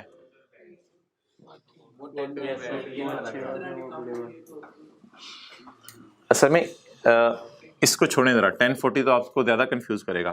50 में से 10 अभी मैंने बड़ी डिटेल से साबित किया है कि कैरी डाउन में जो प्रोविजन है वो इसमें भी पड़ी होती है, अभी बड़ी डिटेल से साबित हुआ था। 90 रुपए इधर आ रहा था, उसी 90 का 9% था इधर। तो क्या मैं कह सकता हूं एसएल के जो 50 है उसके 50 में से उसने 10 लेके भागना है, तो अब 50 को मैं तोड़ने लगाऊं और इसमें बताएं कितना मसला है? 70। डन हो गया। तो आप बता दें क्या आप प्रिंसिपली मेरे से एग्री करते हैं कि जो पहले ये बताएं 1470 में 80 पड़ा हुआ है, सुबह सुबह बात हुई आते हुए, अगर 1470 में 80 पड़ा हुआ है तो क्या 50 के अंदर ये वाला 10 पड़ा हुआ है? अच्छा आप बता दें इसके अलावा बाकी गुड हैं या ये भी डाउटफुल हैं? बाकी 40 गुड हैं या डाउटफुल हैं? ये तो डाउटफुल हो गए, तो बाकी 40, इसमें से 70 क्या हैं? डाउटफुल। तो ये क्या हो गए? गुड। कितने? 1328। अब इनके साथ एक और नाम लिखवा दें, अच्छा वो साथ वाला पता है क्या समझ रहा था? वो समझ रहा था एस एल को ऐसे करने लगे हैं, एस और एल। अच्छा चलें, ये बताएं जी, बताएं, बोलो बोले बोले बोले बोले। डाउटफुल, गुड गुडा गुड, डाउटफुल, गुड, डन। 70 की तो जीएम की तो उन्होंने नहीं बताई, पीएल की तो नहीं नहीं नहीं यार, वो तो जाहिर सी बात है, होती तो जाता। सर 10 का उसने एसएल में क्या है कि बकाया 70 पीएल और अदर। नहीं नहीं नहीं यार, बाकी 70 पीएल और अदर्स में ना करो। अगर हमारे जानने वाले से कोई पैसे लेने भागने होंगे, वो हमें वाज़ेह तौर पे बताएगा, वाज़ेह तौर पे बताएगा। क्लियर? अब मुझे कोई बच्चा ये बताए कि 1470 का ब्रेकअप क्या है? ना ना, 10 जमा 40 जमा 22 जमा 70 जमा 1328। अब ये नहीं कहना कि टोटल ये है, तो फिर ये चार डाले हमने, ये किस लिए हमने किया? तो what is the breakup of 1470? 10, 14, 22, 70 और 1328। अच्छा, अब इसको नोट में डालूं या बैलेंस शीट के मुंह पे डालूं? बोले बोले, नोट में डालें बैलेंस शीट के मुंह में? तो बैलेंस शीट के मुंह के लिए एक लाइन छोड़ दें, काफी है, 2-3 लाइनें को अंग्रेजी भी लिखनी होगी। बैलेंस शीट के मुंह के लिए कोई 2-3 लाइनें छोड़ दें, इसको नोट में डालें। कंपनी का नाम सी लिमिटेड। भाई दांतों में कुछ फंसा हुआ है यार, हाथों की सुबह सुबह गोश्त खा के आया। स्टेटमेंट ऑफ बनाना लिमिटेड, कल की बिरयानी। अच्छा बोले बोले, आगे बोले। स्टेटमेंट नहीं है, note to the financial statement. जो सर के मार्कर से निकल जाए बस वही हरफे आखिर हो जाते हैं, सोच भी नहीं रहे होते क्या सवाल की रिक्वायरमेंट है। सर के मार्कर से स्टेटमेंट निकला तो कोई स्टेटमेंट ही बन रही होगी, मैं शायद रिक्वायरमेंट गलत पढ़ा हूँ। Note to the financial statement for year ended 30 June 18। Note number 13, debtor या ट्रेड डेट, जो भी नोट का नाम रखें।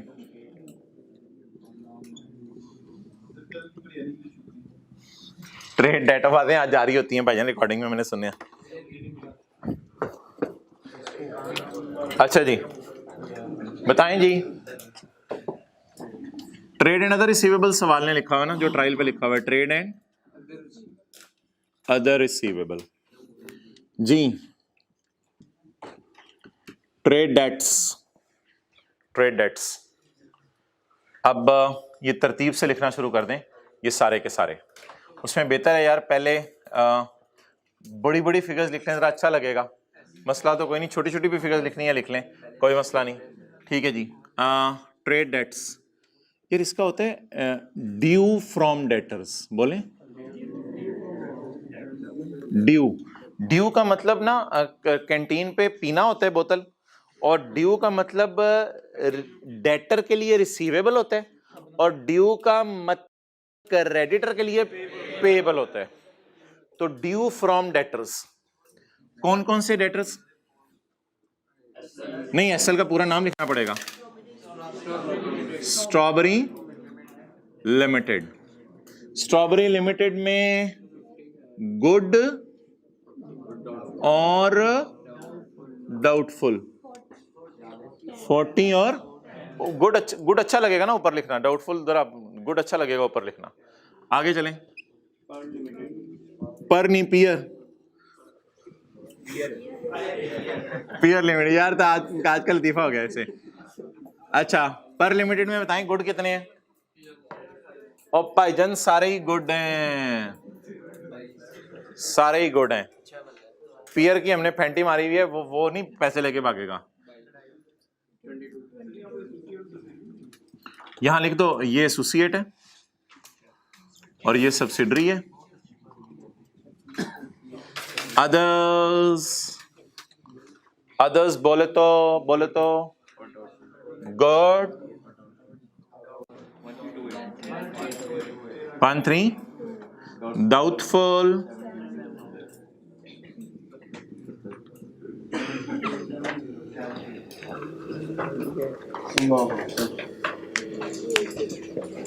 क्या आ गया जवाब? 1470 पे उंगली रख के साथ वाले के कान में एक बात बताएं। क्या कान में उसके बात बताएंगे? सोचें, कोई बताए।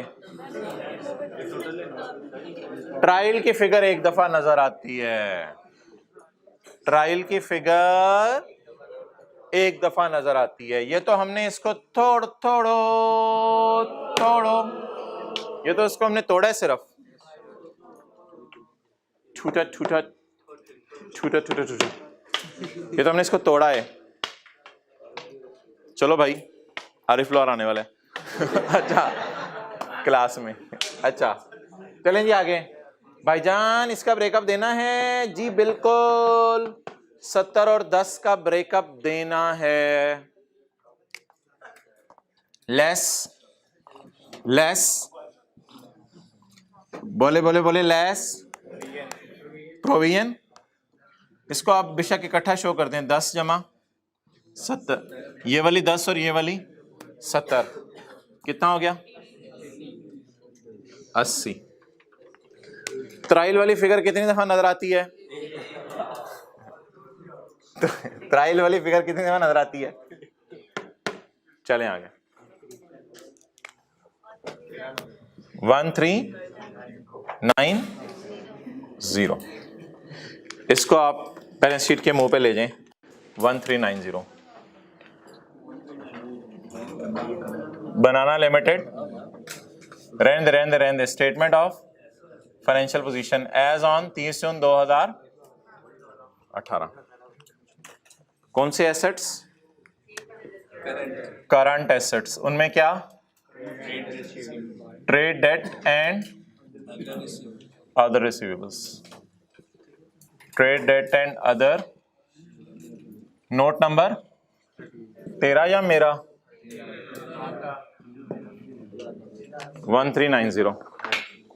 1390। ओ भाईजान ये किधर गई प्रोविजन? नेट हुई हुई है।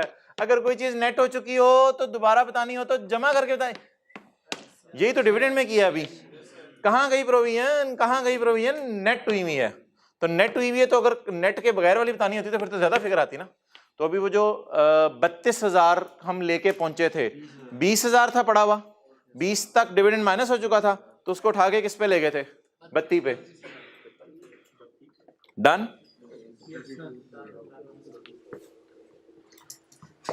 आगे चलें जी। तो यार ये मैंने पिछली क्लास में भी कहा था, याद रखिएगा, प्रोविजन जो होती है वो डेटर के कैरिड ऑन में भी पड़ी होती है। Bad date of 35 million, bad debt of 35 million were return during the year. Bad debt of 35 were return during the, were return of या टू बी रिटर्न ऑफ? तो कोई नहीं भाईजान, इसकी एंट्री हो चुकी है, टेंशन ना लें। इस 35 की एंट्री हो चुकी है, दोनों टेक टेंशन। फिर आगे देखते हैं क्या कह रहा है, क्या कह रहा है। These include an amount of rupees 8 million receivable from, इसमें से 8 मिलियन के बैड डेट वो राइट ऑफ हो गए हैं जो एसएल लेके भागा है। जो लेके भागने हैं वो लगते, ये वो हैं जो वो लेके भाग चुका है। तो भाई इसमें ना पूरा 35 बताने की जरूरत नहीं है, इसमें आप लिख भी सकते हैं नरेटिव फॉर्म में 35, खाली 8 बता देंगे। तो note 13.1, bad debt written off include 8 million, यानी एसएल ने इस साल हमें 10 डाल भी दिया है। पता नहीं एसएल बेचारे के हालात क्या हैं। हालांकि हमारी अपनी एसोसिएट कंपनी है, लेकिन डाउन ही जाई जा रही है, पैसे लेके भाग भी गई है और कुछ भागने वाली है। Bad debt written off include rupees 8 million receivable from SL, जो रिसीवेबल थे लेकिन अब तो राइट ऑफ हो गए हैं। पूरा 35 बताने की जरूरत नहीं है, लिख भी देंगे आप 35, तो कोई मसला नहीं। कोई डिस्क्लोजर में थोड़ी ज्यादा चीज चली जाए तो इतना मसला नहीं है।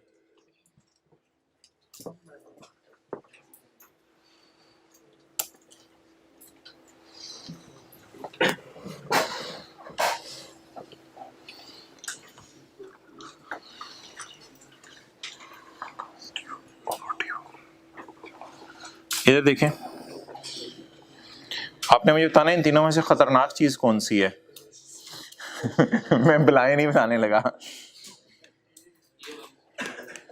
Bad debt written of, provision, over due.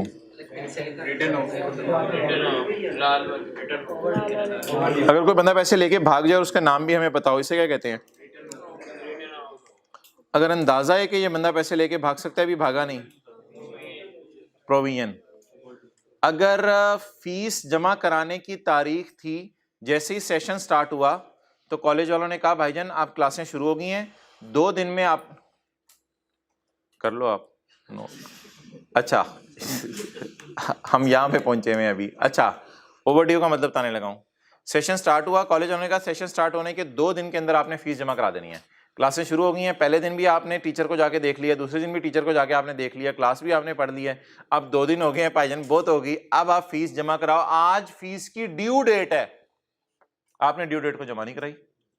इसका मतलब ये नहीं है कि आपने पैसे लेके भाग गए हैं, इसका मतलब ये भी नहीं है कि पैसे लेके भाग जाएंगे। आपका पास का तजर्बा है राइस के सारे, नहीं कहाँ इसने भागने पैसे लेके, ठीक है। तो आप बता दें क्या होगा इसी सूरत में, इसको बैलेंस को क्या कहेंगे? ओ भाईजान ये भी डेटर के कैरी डाउन में पड़ा होता है, ये भी डेटर के कैरी डाउन में, लेकिन इसमें सिर्फ एक टेंशन सी लग जाती है कि यार ये मैं नहीं कहूंगा ये शायद लेके भाग जाए, लेकिन एक फिक्रा जरूर बिजनेस का ओनर बोलता है यार इससे पैसे जल्दी ले ले, काफी टाइम गुजरता जा रहा है, अगर ज्यादा तुमने लेट कर दिया तो कहीं ऐसा ना हो मैं प्रोविजन बनानी पड़े इसकी, और अगर ज्यादा लेट कर दिया तो कहीं ये लेके ही ना भाग जाए। तो ओवर ड्यू होता है ड्यू डेट से। अब देखें, दुकानदार ने कहा था यार शाम तक घी के डब्बे के पैसे दे देना, अब अगर नहीं देके गए तो दुकानदार ये तो नहीं कहेगा बैड डेट रिटर्न ऑफ, दुकानदार ये भी नहीं कहेगा कि मैं इसकी प्रोविजन ना लूं, दुकानदार कहेगा चलो यार भूल गया होगा, ओवर ड्यू हो गया, अगले दिन आएगा जाएंगे आप पैसे देने, यार वो तुमने तो रात को आना था। वो ओवर ड्यू उस टाइप की चीज है, इसको पास ड्यू कहते हैं। अच्छा, लेकिन एक बात याद रखिएगा डेटर के कैरी डाउन में पड़े होते हैं, और ये बिल्कुल बला कौन है? Return of. पास ड्यू कोई टेंशन वाली चीज नहीं है यार। पॉइंट 2 में ना कह रहा था हमारे बिजनेस के ना टोटल डेटर रिटर्न ऑफ है 35। पॉइंट 2 में कह रहा था हमारे बिजनेस के टोटल रिटर्न ऑफ है 35। उन 35 में से 8 एसएल लेके भागा है और अदर्स कितने लेके भागे हैं? 27। बस इस तरह का कुछ बात कर रहा था। किसने पूछा था पॉइंट 2? ठीक है। अच्छा यार पूछो, हाँ पूछो। नोट्स हम ये नोट्स हमने पढ़े नहीं मोहतरम। आप क्या तरतीब चल रही है हमारी क्लासों की? पहले हम नोट बनाते हैं, फिर हम जाके पढ़ते हैं कि बनाना कैसे है। जैसे शेयर कैपिटल का नोट हमने बनाया था, फिर बना के पढ़ा था। ऑडिटर रेम्यूनरेशन का नोट बनाया था, फिर बना के बाद में, बहुत मिसालें मैं दे सकता हूँ। I hope I have answered you. ये पढ़ना है हमने। अब हम थोड़ी देर में जाके पढ़ेंगे ये कहाँ लिखा हुआ है, कैसा करना होता है। पहले करके आ जाएं, फिर उसके बाद तरीका देख लेंगे, ठीक है। चलें, स्विमिंग की किताब पढ़ते रहे तो नहीं है, पहले डाइव कर करके फिर स्विमिंग की किताब में देखेंगे क्या टिप्स एंड ट्रिक्स थे। Point number 3, receivable from peer limited. जाहिर बात है यार, जो अंदर घुस के बंदा सीखता है वो बार बार से किताबें पढ़ के नहीं सीख सकता।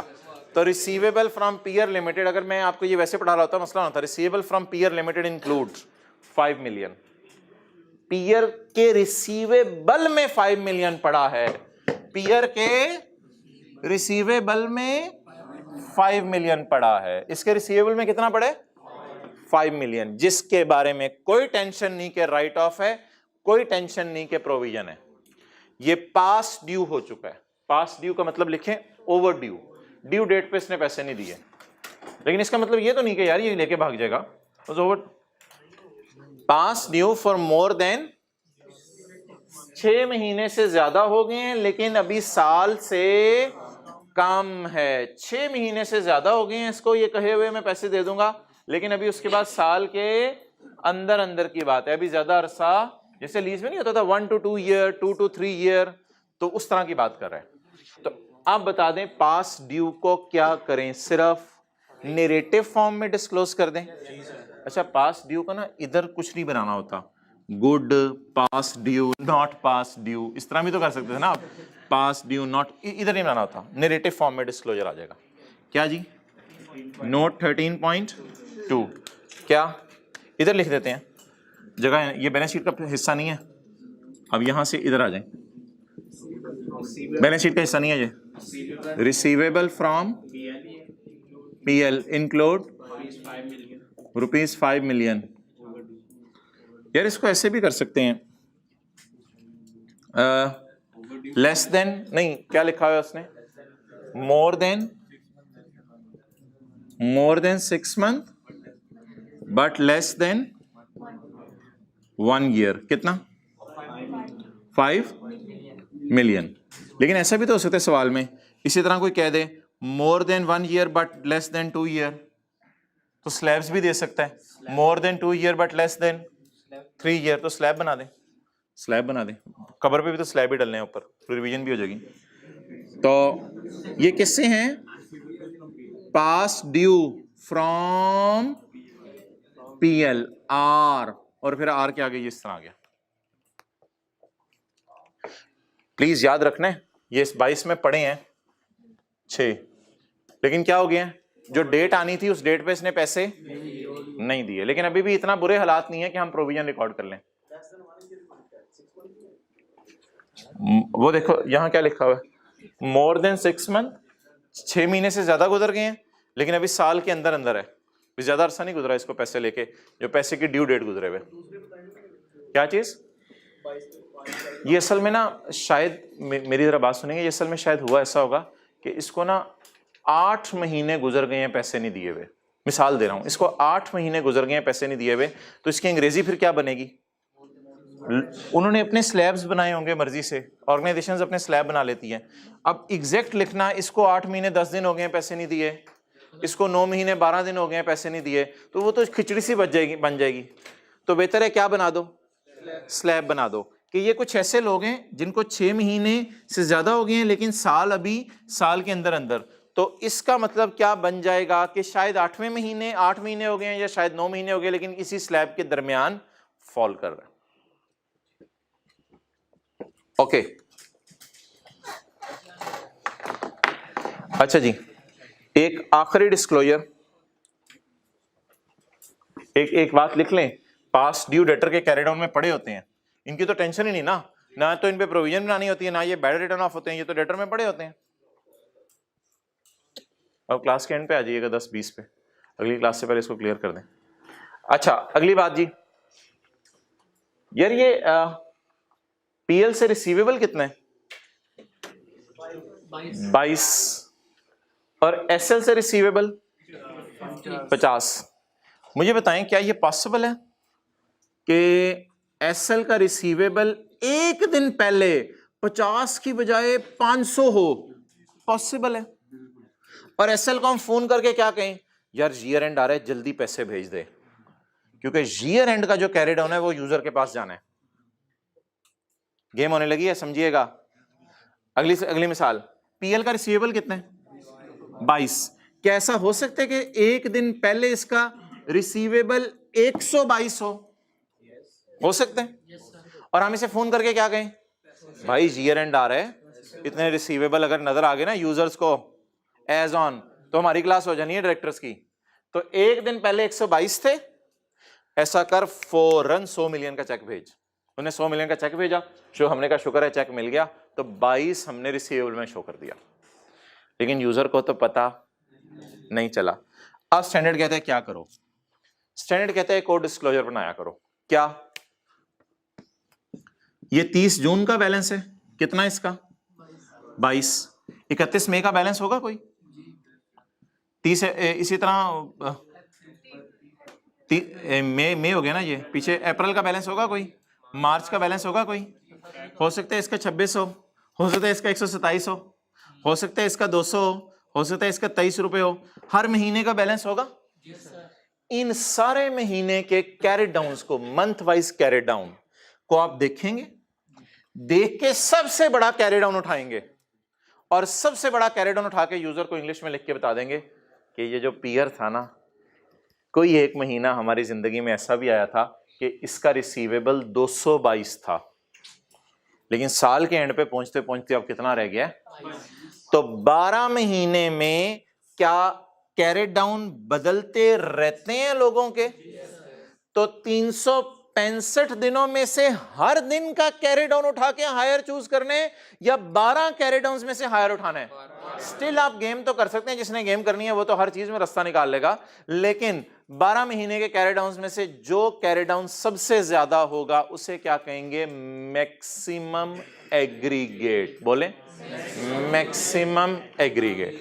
आज डेटर की हमने इति भीति कर दी है, डेटर के हमने प्रोविजन भी देख ली है, उसका बैड डेट रिटर्न ऑफ भी देख लिया है, पास ड्यू का तो सिर्फ डिस्क्लोजर आता है नैरेटिव फॉर्म में, और अब क्या करने लगे हैं? Maximum aggregate amount. Maximum aggregate amount या डेटर्स के लिए आउटस्टैंडिंग और ड्यू का मतलब क्या होता है? Receivable. Receivable underline receivable. Debtors के लिए आउटस्टैंडिंग और ड्यू का मतलब क्या होता है? रिसीवेबल। और क्रेडिटर के लिए आउटस्टैंडिंग और ड्यू का मतलब maximum aggregate amount receivable at end of any month from strawberry and from peer is 60 and 30। लेकिन साल के एंड पे तो काफी कम होगी भी है, वैसे 50 और 22 होगी भी है, लेकिन किसी भी महीने के एंड पे कितनी थी? ये इंग्लिश में एज इट इज लिख दें, बस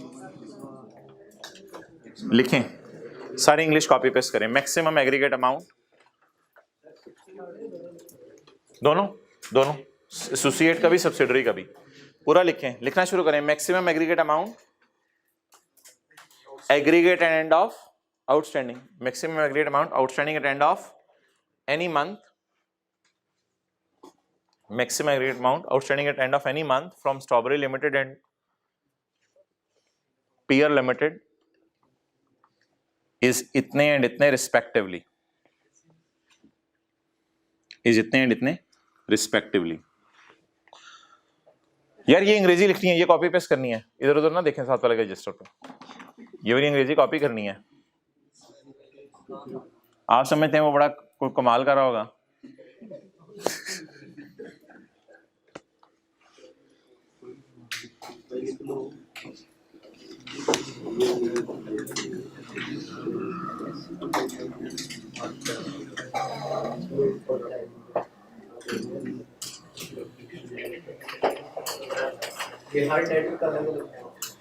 हर डेटर का नहीं, जो अपने जानने वाले हैं, एसोसिएट सब्सिडियरी वगैरह। भाईजान यार ये वैसे ज्यादती आप सही नहीं कर रहे। सारा सवाल पूरा हो गया ना? ये आप सही नहीं कर रहे। आपने BSZ के सवाल में ना एक अकाउंट बनाया था और उसे स्टेटमेंट फॉर्म में कन्वर्ट किया था। BSZ के सवाल में आपने एक अकाउंट बनाया था और उसे स्टेटमेंट फॉर्म में कन्वर्ट किया था। प्रोविजन का कैरी डाउन बताएं। प्रोविजन का carry down 80। Bad debt written of during the year total है, ये टोटल है कितने?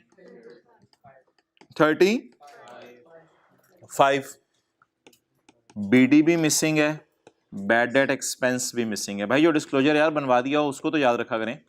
BD भी मिसिंग है, बैड डेट एक्सपेंस भी मिसिंग है, इसलिए ये वाली नोट की दुम मिसिंग इंफॉर्मेशन की वजह से फिलहाल नहीं बन सकती। इसलिए मैं बार बार बोल रहा था भाईजान 35 की टेंशन ना लें, 35 की टेंशन ना लें।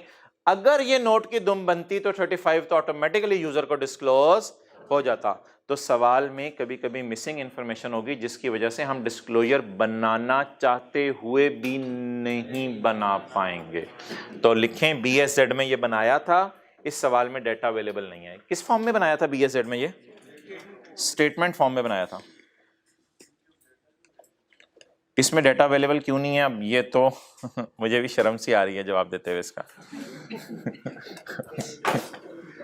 यार बीडी अवेलेबल नहीं है ना, प्रोविजन फॉर डाउटफुल डेट का। उस सवाल में जाके देखें, सारी इंफॉर्मेशन अवेलेबल थी, सिर्फ बीडी मिसिंग था। स्टेटमेंट फॉर्म में ये नहीं बनाया क्योंकि डेटा अवेलेबल नहीं है। बीएस सेट का सवाल है, पास पेपर क्वेश्चन 1, उसकी जाके देख लें आप। एडजस्टमेंट नंबर 3rd लास्ट है मेरे ख्याल से। कल से लेक्चर अपलोड नहीं होगा यूट्यूब के ऊपर। अच्छा जी, वो भाईजान के दिल में खलिश रह जानी है कि ये हमने सारा बनाया क्यों है, हमें किसने कहा था बनाने को, वो इंशाल्लाह खलिश अब रिमूव करते हैं। तो 3 बातें आपने क्या सीखी? प्रोविजन कैरेट डाउन में पड़ी होती है, better return of carried down में नहीं पड़े होते, और पास ड्यू कैरेट डाउन में पड़े होते हैं। लेकिन एक बात आप जरूर लिख लें, पास ड्यू और मैक्सिमम एग्रीगेट अमाउंट का हमेशा, बल्कि एसोसिएट के इसका भी, ये 35 तो स्टेटमेंट फॉर्म में जा सकता था, लेकिन ये जो सारा डाटा है इसका हमेशा नैरेटिव डिस्क्लोजर ही बनेगा। कौन सा डिस्क्लोजर बनेगा? मैक्सिमम एग्रीगेट अमाउंट का भी कौन सा डिस्क्लोजर बनेगा? नैरेटिव। पास ड्यू का भी नैरेटिव डिस्क्लोजर बनेगा। और मेरे जानने वाले के कितने बैड डेट हैं उसका भी नैरेटिव डिस्क्लोजर। नैरेटिव का क्या मतलब है? स्टेटमेंट बनाने की जरूरत, और ये 35 यहां जा सकता था और बाकी डेटा अवेलेबल होता तो स्टेटमेंट फॉर्म में कन्वर्ट करते। कैसे किया था? Opening plus expense minus written off is equal to closing. अच्छा, पेज इसका कौन सा बन रहा है भाई? करंट एसेट्स के डिस्क्लोजर हैं ये। पेज नंबर बता दें फाइनल अकाउंट में।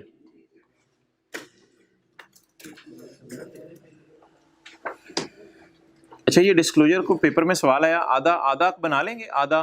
अंग्रेजियाँ लिखनी तो वैसे बड़ी आसान होती हैं, और मुझे पता है जो एडजस्टमेंट आपको समझ नहीं है उसकी आपने अंग्रेजी लिखानी है एज इट इज।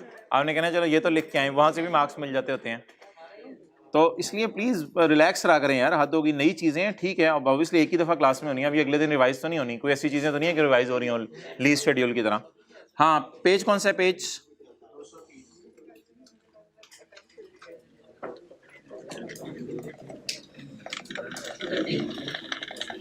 230। ओए होए होए होए, करंट एसेट्स। कौन से एसेट्स जी? किसका डिस्क्लोजर है? Current assets. In respect of debts receivables from associates and related parties. Associates and related parties, there shall be disclosed the name of each associate and related party. टिक करते जाए, क्या क्या जी? The name of associate बता दिया। Name तो यह by default आ जाएगा ना, नेम अलग से बताने की जरूरत नहीं पड़ेगी। कैंड पे दोबारा लिख रहे हो, इसका नाम स्ट्रॉबेरी था, इसका पियर था, नेम आ गया। Maximum aggregate amount receivable outstanding receivable नहीं समझ आ रहा ना पुत्र, लिख ला है। The maximum aggregate amount receivable at any time during the year, at any time during the year, calculated by reference to. हर दिन के कैरी डाउन को कंपेयर करके मैक्सिमम कैरी डाउन उठाना है, या हर महीने के कैरी डाउन को कंपेयर करके? हर महीने के कैरी डाउन को कंपेयर करके मैक्सिमम कैरी डाउन उठाना है। लिखें 12 महीने के कैरी डाउन में से हायर कैरी डाउन, 12 महीने के कैरी डाउन में से हायर कैरी डाउन, क्योंकि ये भूल जाना है फिर। आज तो समझ आ रहा है, रिवीजन करते हुए ये फिक्र अंग्रेजी का टफ टाइम देगा। 12 महीने के कैरी डाउन में से हायर कैरी डाउन उठाना है।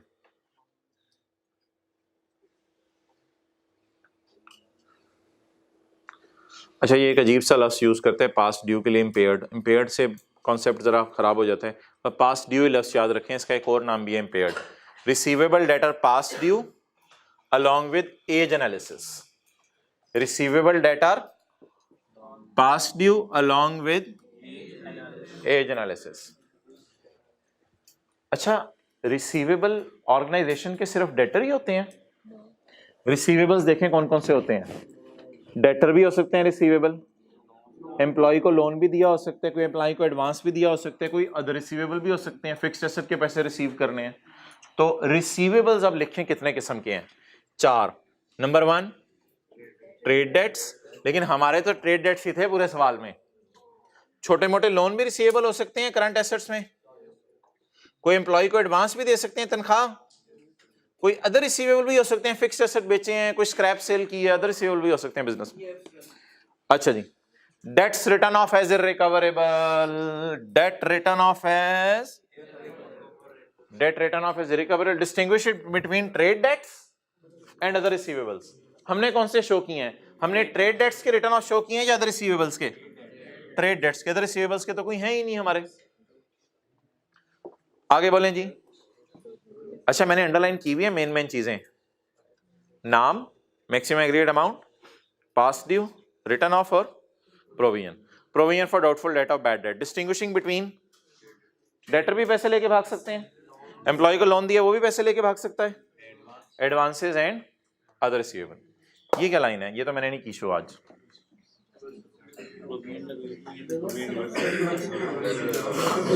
ओ भाईजान अंदाजा था ये 10 लेके भागेगा, ये पूरे 50 लेके आ गया।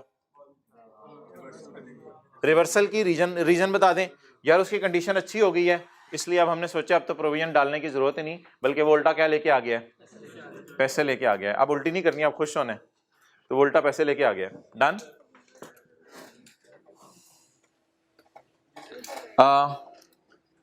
सफे के एंड पे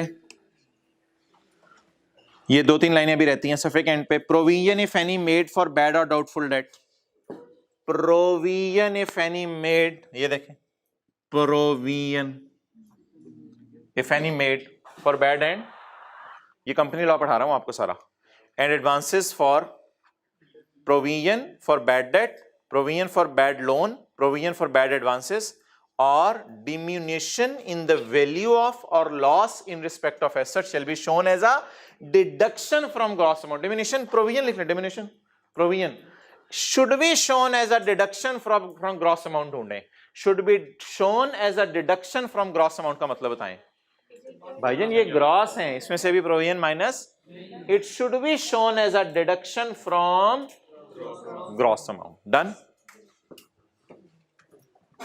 अगला सफा और क्लास खत्म। ए, बी, सी और डी में फर्क बता दें। Loan to employee as per,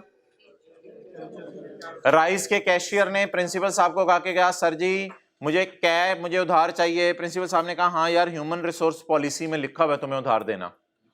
समझ आ गया। एक कौन से लोन हो गए, राइस जो देगा लोन एज पर HR पॉलिसी। अच्छा, loan to suppliers of goods and services, राइस वाले जिससे बैग बनवाते थे और किताबें बनवाते थे, उसने कहा सर आपके साथ मेरा अच्छा सलाम दुआ होगी, मुझे लोन दे दें। होंडा एटलस कार को जनरल टायर ने कहा यार आपसे अच्छी सलाम दुआ होगी, मुझे लोन दे दें। Done. Loan to employees not as per, समझ आ गया। सिक्योरिटी गार्ड ने आगे कहा मुझे लोन दो, प्रिंसिपल साहब ने कहा तुम्हारी तो ह्यूमन रिसोर्स पॉलिसी में तुम्हारा लोन अप्रूव्ड ही नहीं है, उन्होंने कहा फिर भी दे दो, प्रिंसिपल साहब ने दे दिया loan. Loan to neighbourhood companies, दाएं बाएं वाली कंपनी, साथ वाला घर, साथ वाली कंपनी ने लोन मांग लिया आपसे। डन। तो ये लोन जो है वो कितने किस्म के हो गए बोलें, 4 किस्म के। राइज ने किसको लोन दिया, एम्प्लॉइज को। आगे राइज ने किसको लोन दिया, बैग के सप्लायर्स को। राइज ने लोन दिया HR पॉलिसी के खिलाफ, लेकिन लोन दे दिया, ह्यूमन रिसोर्स पॉलिसी में नहीं लिखा हुआ था। और राइज ने किसको लोन दिया, नेबरहुड कंपनीज को। अच्छा, अब जरा बात गौर से सुनिएगा भाईजान, ये वाले डिस्क्लोजर देने की जरूरत नहीं है। क्यों नहीं देने की जरूरत इसका डिस्क्लोजर, और छोटा मोटा HR नहीं, मोटा मोटा भी हो सकता है लोन, अमाउंट मेजर भी हो सकती है, लेकिन खैर है यार छोड़ो पर, डिस्क्लोजर देने की जरूरत नहीं। करंट एसेट्स हैं, रिसीव करंट एसेट है ना, रिसीव हो जाएंगे इंशाल्लाह। लेकिन अगर आप लोन दे दें अपने एम्प्लॉइज को नॉट एज पर HR पॉलिसी और लोन 10 लाख से ज्यादा हो, जिन्होंने टैक्स पढ़ा हुआ है 10 लाख से ज्यादा लोन, तो डिस्क्लोजर रिक्वायर्ड। और अगर आप नेबरहुड कंपनीज वगैरह को लोन दे दें और लोन 10 लाख से ज़्यादा हो तो डिस्क्लोजर, और अगर छोटा मोटा लोन हो 4, 5, 6 लाख तो डिस्क्लोजर रिक्वायर्ड। लेकिन भाई इधर अमाउंट नहीं देखनी, इधर अमाउंट नहीं देखनी, चाहे बड़ा लोन हो छोटा लोन हो, इग्नोर करना है, कोई डिस्क्लोजर नहीं, अमाउंट इरेलेवेंट है, इरेलेवेंट है। अल्लाह हाफिज़। यही सवाल होमवर्क में करना है आपने।